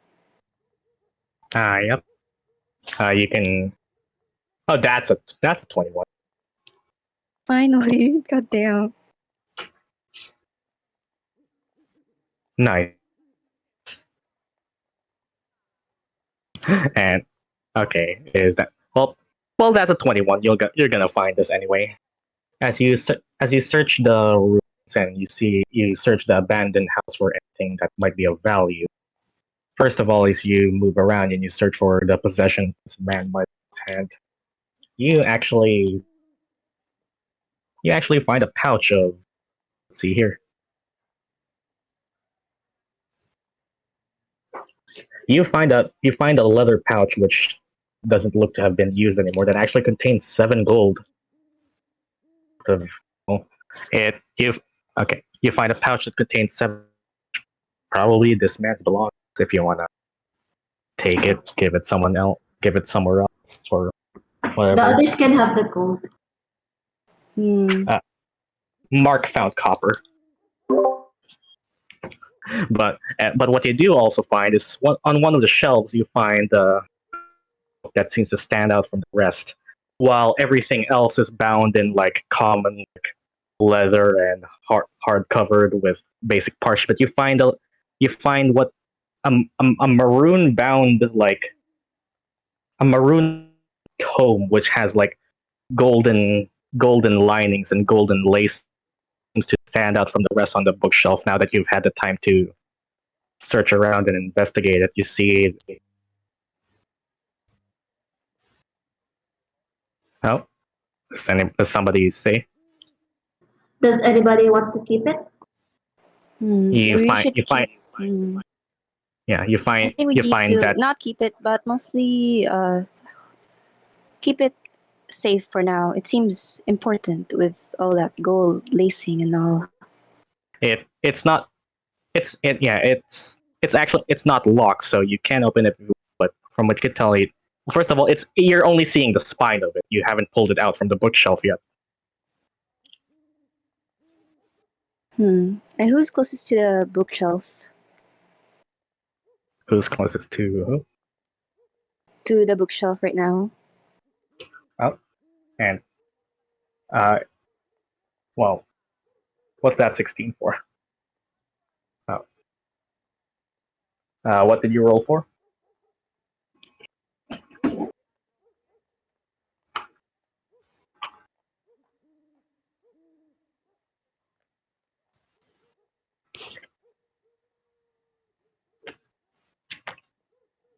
As you also search, as everyone else is. Yeah, that's fine. A general perception check will still reveal he's past the DC 15, which I'll say what happens after that. Does anybody get the book at least? I'll I'll get sort it. out the book I and think I'll I'll sort get out it. what happens there. Yeah, I don't think Uh, I'll get the yep. book. As you kind of pull out the tome, you see that what language is the in? Actually, nah, this would be written in common. You'd know everyone knows common. As you kind of pull out the book and start to read it, it says, well, let's come up with a random title because I did not know the name of this book's title yet. A monster, a monster hunter's guide to creatures of the night. Let's just say it's that title. And well, Yep, this is gonna be helpful. you can. It's a very like hardbound, like important looking book, and well, it seems to be definitely not the DMG. It's the full of monsters. You know, title now. Okay, I'm the DM. I am God. You find a manual of, and well, it very clearly looks like the And book of. Yeah. in the book of monsters and thing, and in the manual, is there like a page for origin or a cause of it, some sort? Cause of what are you searching for? The how the zombies and skeletons came back to life and all the enemies. Yeah, and well, as you kind of search for this, you look at the index of the book, and you find a page that specifically goes goes on about the monsters of the Aglorethian forest, and yep, yeah, you you find that well, first of all, this guide, or at least this text written by whoever scribe decided to note pictures. They seem to be, first of all, it matches with what Celine has told you. These aren't just mindless monsters. They seem to be part of. They're at least intelligent enough to have a society. It specifically states here that undead and creatures of the night in Agloret, intelligent creatures are capable of forming societies deeper in the forest. Not many choose to wander that deep because it's well, not only is it monsters, but they actually are intelligent, and they have does say that a wise hunter would not go in an enemy with an entire small country. It says you can it says that you can find stuff like the zombies, the skeletons, the hands you fought, but even some of the scarier monsters, vampires, lycanthropes, more of the like live inside deeper in the forest. Also goes about that well, they do have a form of society. However, it's recommended that no normal hunter take these on alone. Whoever this man was, and well, he's wearing common clothes right now, but he seems to be at least someone who has given himself knowledge. And Abby, as you are kind of like walking around, looking around the room, you actually find like underneath the stairs, you find a little compartment that seems to have something behind it. It's behind a lock, though. Like a as you kind of like investigate and look around the room, second floor doesn't seem to be anything there. You find a little a compartment that is locked. It's like what I guess not a compartment, like a door leading to the underneath the stairs. That's probably like more like a closet. It seems to be locked. Hey, Rosette, can you open this? Oh, be right there. Then I just put the book near in my jacket and go to Abby. As you go to Abby, you see that oh yeah, she found something that seems to be locked. Very strange. And Wait, well, do you want to try and unlock it? yeah, yep. I'd like to try. Okay, if you want to try and unlock it, since you are proficient with thieves' tools, which means you can pick locks while everyone else can just struggle with it. You can roll me. It would be a D plus your proficiency plus your dex, which are you proficient? So it would be a D20 plus your D20 plus. It would be a D20 plus 5 because you have proficiency in thieves' tools. So it based on dexterity. Yep, you roll a 17 and you break the lock. Surprisingly, it was a bit tougher than you would have thought.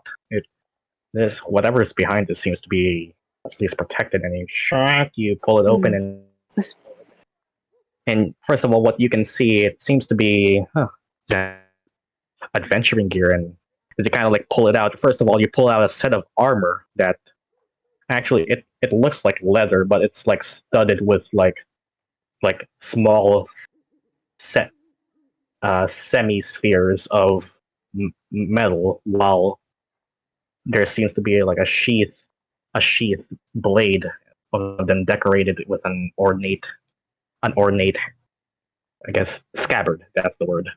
And you see, you see. First of all, you pull out the armor, and you can very clearly it's made of leather, but it seems stronger. You find studded leather armor and a blade that's in its scabbard.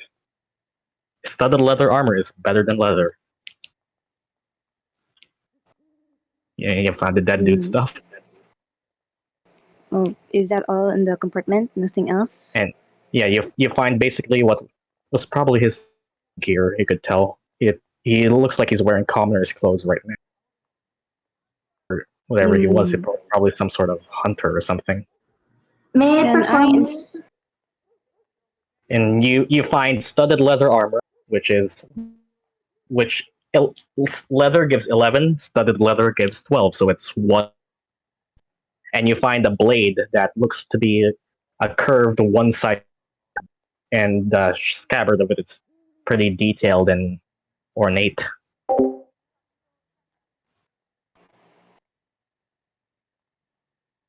Can I inspect the blade? Blade out of the scabbard. Can I like unsheath it or something? Okay. And as you unsheath the blade, it's a curved blade, so, and you kind of hold it in your hand. You can tell that it's a scimitar. You can tell that as you hold the blade and observe its curve before you pull it out, it's definitely a scimitar, so a bit of a lighter weapon, a rapier. But as you pull it out, the metal and the shine seems to reflect a bit differently from your normal steel and iron weapons. It seems to be shining a bit more brighter and reflecting a bit more light. I was going to say that too. Song of Rest can happen, but let's conclude this. And seems to be of a metal different make from what we're normally used. If you want to know what kind of metal it is, you can roll me investigation.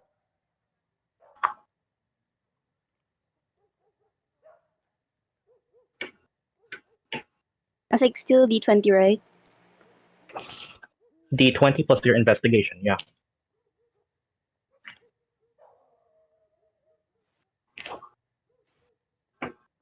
That's an 11. You're pretty sure you're not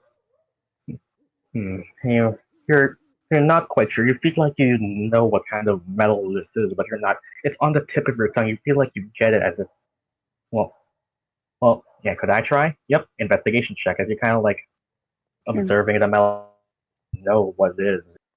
You should know It's like it's on the back of your mind, but yeah. Investigation.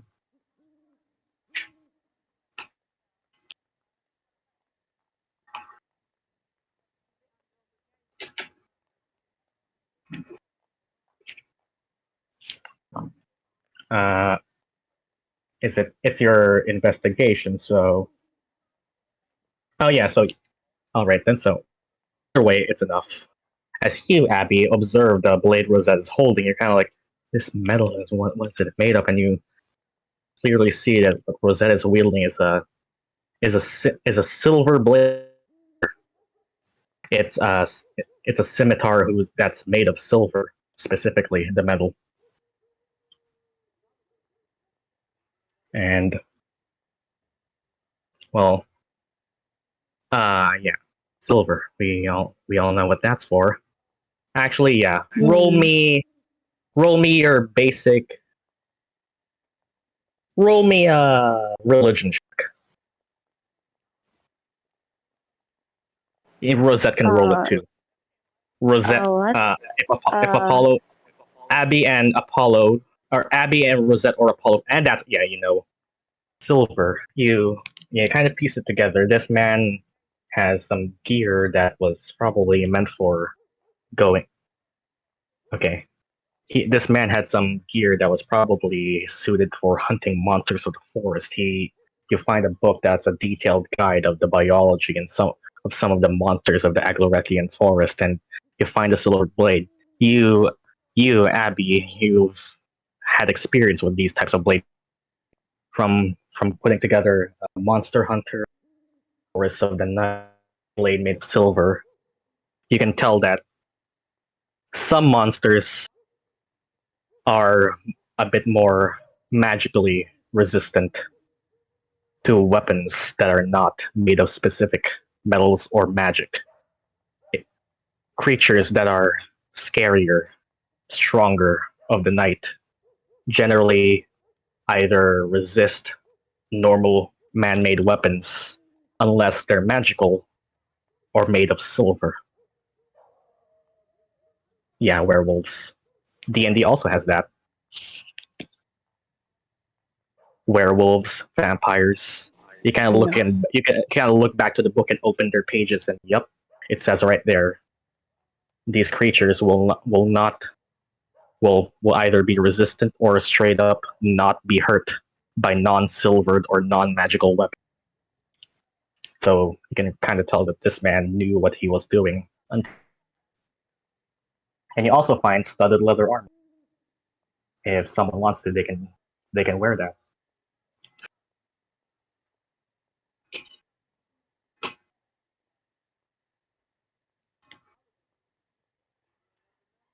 Can I keep the blade? You looted it. You looted it from the man, Yep. and I don't think really this guy has anything to say about it. Yep, I'm gonna keep it. Well, studded leather armor is light armor, so all you three can wear it. HBS already has better armor. Zephyr can also wear it, but wearing it is armor, so any of you three. Mm. Yeah, HBS already wears How next. about let's give it to Apollo. So because I think we need to prioritize the healer. So like, Did you say something, Ken? I have light armor, so who needs the leather armor most?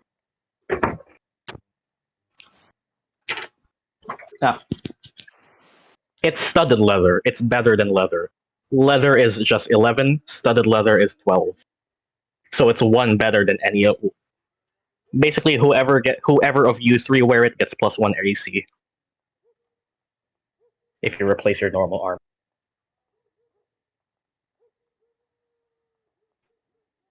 Whoever of you three wear it.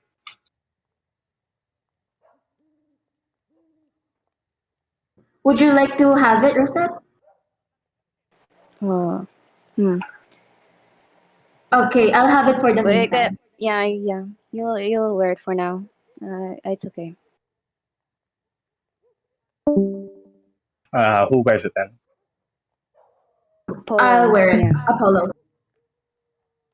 Apollo, you were handed, from what you can tell, well, this depends on your character if you're comfortable taking another man's armor, but, well, if you put it on, you can change you see in your armor as 11, you can replace that to be 12 and rename your armor from leather to studded leather. And you get 1 more AC.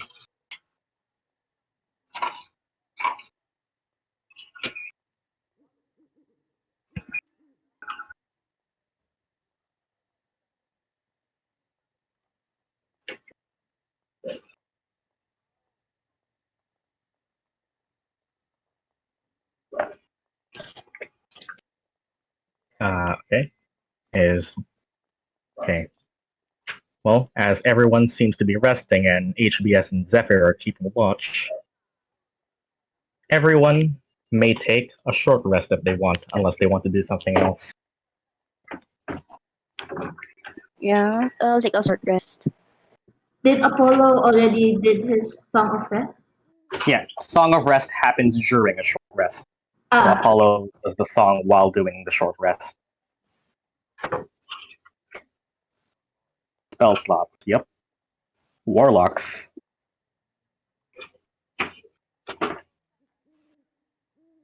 Okay, so anyway. Everyone takes a short rest then.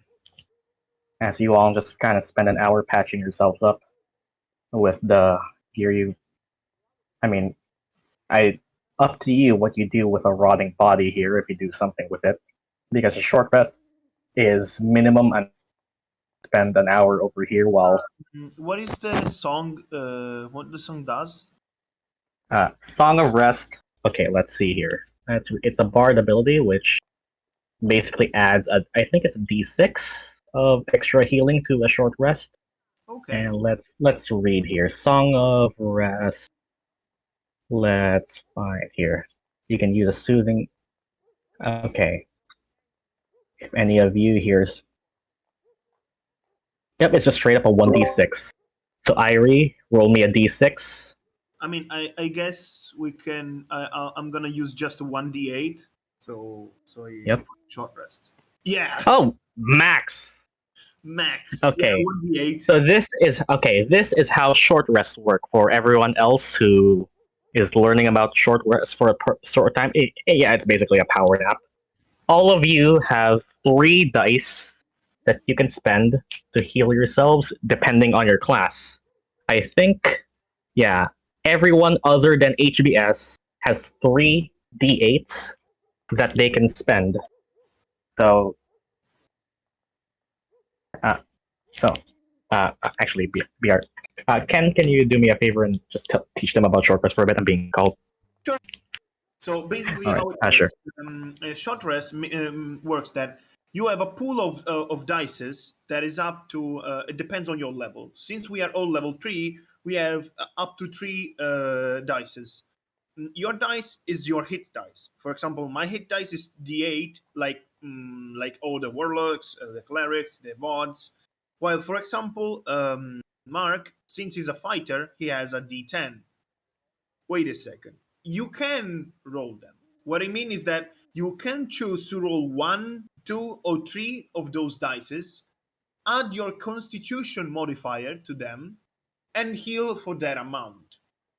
On top of that, we are going to add 6 because is the song that Apollo gave us to us is a bonus healing. So, for example, I have 3 dices. I'm going to use just one, so I'm going to roll 1d8 plus my Constitution modifier, so it's 2, and is 8. Is 8 plus 6, so I heal for 14, so I max health again. Everything, if you're not damaged, you don't need to spend anything. About spell slot and abilities, some abilities check on your character sheet if you can get them after a long rest or after a short rest. For example, warlocks gets their spell slot back after a short rest. Everyone else needs a long rest. Things like action surge should be able to get back after a short rest. It really depends on the ability. If you have a dog, just go and check the ability. Yeah, let me just check very quickly. Well, then I Action surge. think I'm gonna buy you myself. You after feeling a short or a long rest? Yes. Fuck's sake. I am back and wow, that shit. Okay, you heal for 2 Nice. plus 6, so 8. You remember you can heal Wait. for more than 1 dice Wait, if you want. Wait, why plus 6? I'm pretty sure your con is more than 1. Let me check. Oh, wait. Con is 3, so Oh. that's 1 plus 3, so that's 4. 4 plus 6. 4+. The six is because Apollo's The Song of used Rest. the song. Okay. It's not because of Yep. Bards But can I heal people can't better on a overheal, short rest. so I'm back at 31. Yep. You go back to your max HPs. Okay. Okay. Has everyone done their healing then? I think. I mean, I Yeah. done with my healing. Carl Okay. is done with his healing because they don't Uh, have to heal. Okay. Uh, Apollo, you are not a here's- warlock, so you don't regain Yep. spell. Yeah. Bards don't get their spell slots back on a short rest. It's warlocks only have 2 spell slots until like level 11, but the trade is they get them back on a short rest. While you have like 2 level 2s, but you get them all back on a long rest. By the way, as soon as we finish the short rest, since False Life is going to go away, I'm gonna cast it again. I can Okay, cast it at so will, so I'll just cast again. Yep. So I'll roll just trigger. 4 plus 4. And is again 6 H point bonus. Okay, so your total HP right now is It's 30. 30. Very tasty. Very tasty, and AC is still 60. And Yep. Beto? Mage armor is like Apollo.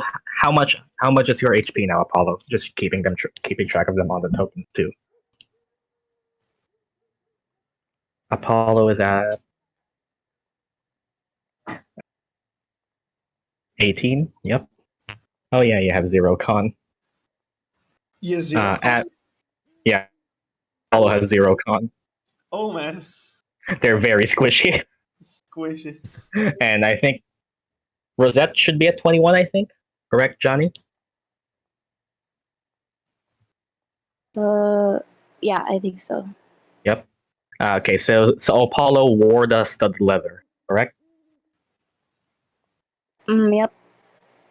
Okay, so Apollo's AC is 15 now, so that makes up for that squishiness.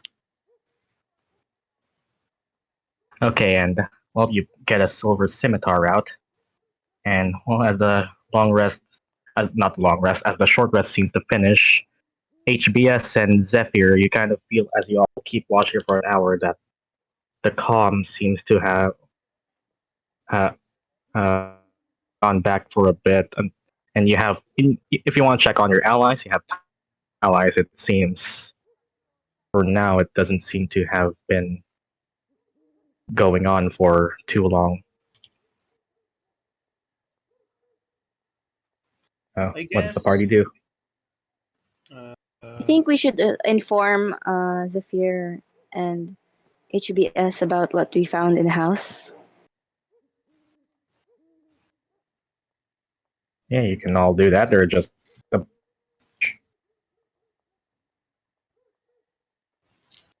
Okay. and well, they tell you about what they found, which this house was probably a local hunter or a monster hunter or someone who goes into a lot. Fortunately, he is resting forever. Yeah. And well, you see Apollo come out with slightly better gear that looks like it's kind of like well, I describe armor like plates of it's studded leather. Describing armor is hard. Johnny, I hope A book, a Rosette silver uses weapon, the silver weapon to kill the last boss or something.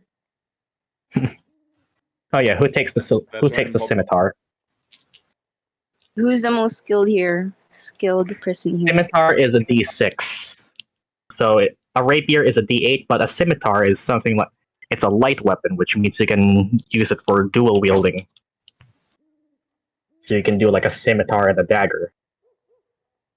Go, Johnny. Right on. Yeah, I would say the same. Will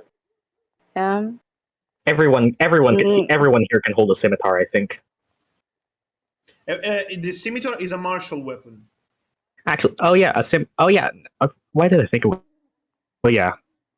So it is a martial weapon. Never mind. I keep thinking that short swords. Johnny, yeah. Rosette should be able to use it, but like Apollo and Oh yeah. Andy and me, we wouldn't. Oh yeah, I keep thinking that scimitars and short swords are simple weapons for some reason. Yeah, it would be fun, but Johnny. they're not, sadly. Yeah. Okay, yeah. So I think Yeah, Rosette would be yeah, I think I'll just keep it. Does yeah. do you have a dagger Hmm. to dual wield? Yeah, I actually have 2 daggers. Nice. Yeah, so you can do the scimitar in one hand and dagger in the other. It's a 1d6 rather than your rapier, which is a 1d8, but it also is light, which means you can dual wield, and it's also made of silver. Okay. Okay, and well, that seems to be here, and they kind of look around, and Forge, the body seems to be rotten. You feel like you've pretty much cleared out this house, but go full anime. You're you kind of yeah. It seems for now, and until you look around, you see that there's still the other warehouse that HBS looked at for a short time, all interrupted, and well, it doesn't look like out for now. HBS kind of went in, looked for a couple copper, and didn't really find anything, and went out. And so you kind of aren't sure if you could have found something else during the time because you were being rushed. What's the like we can see in the sky? What's the situation? Is it still like dark? Yeah. We see the moon clearly. It's still very dark. I'd say it would be like around like 10, probably like 10:30. Okay.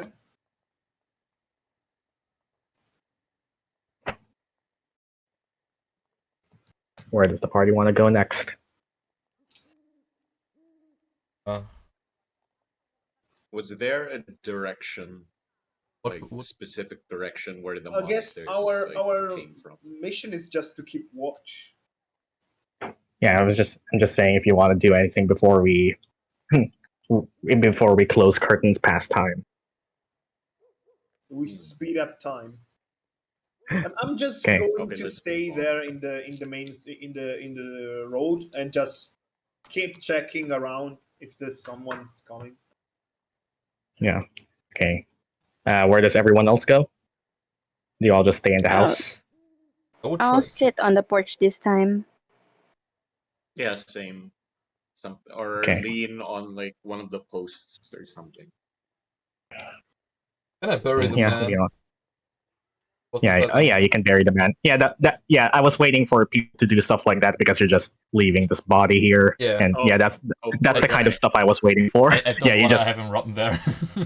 Yeah, this body is just rotten here for probably like days now. So HBS just pulls the man's body out, and well, as you kind of like pick, as you're unfortunately too used to seeing stuff like this. Your time in the war, your comrades have fallen more times than you would like. You sorrow for this man. From what you could tell, and from what your party has found, he seems to have been a warrior, at least. Take his body and, I guess, to the side of his house. Just give him a proper burial. I hear silence. Every word a defiance. I could hear. Oh, I could hear. Before we all become. Let's just say that Abby sings that as HBS is like burying the guy or something. Yeah, Form you're of all respect. Yeah. Life. You specifically, Abby, have I don't know, envy, jealousy. How would you describe it? Who have much longer lifespans than you, humans don't live as long as some other, but they're still longer than you. To see someone who has the life you envy die prematurely, it hits you. Up to you how you react. But as time passes and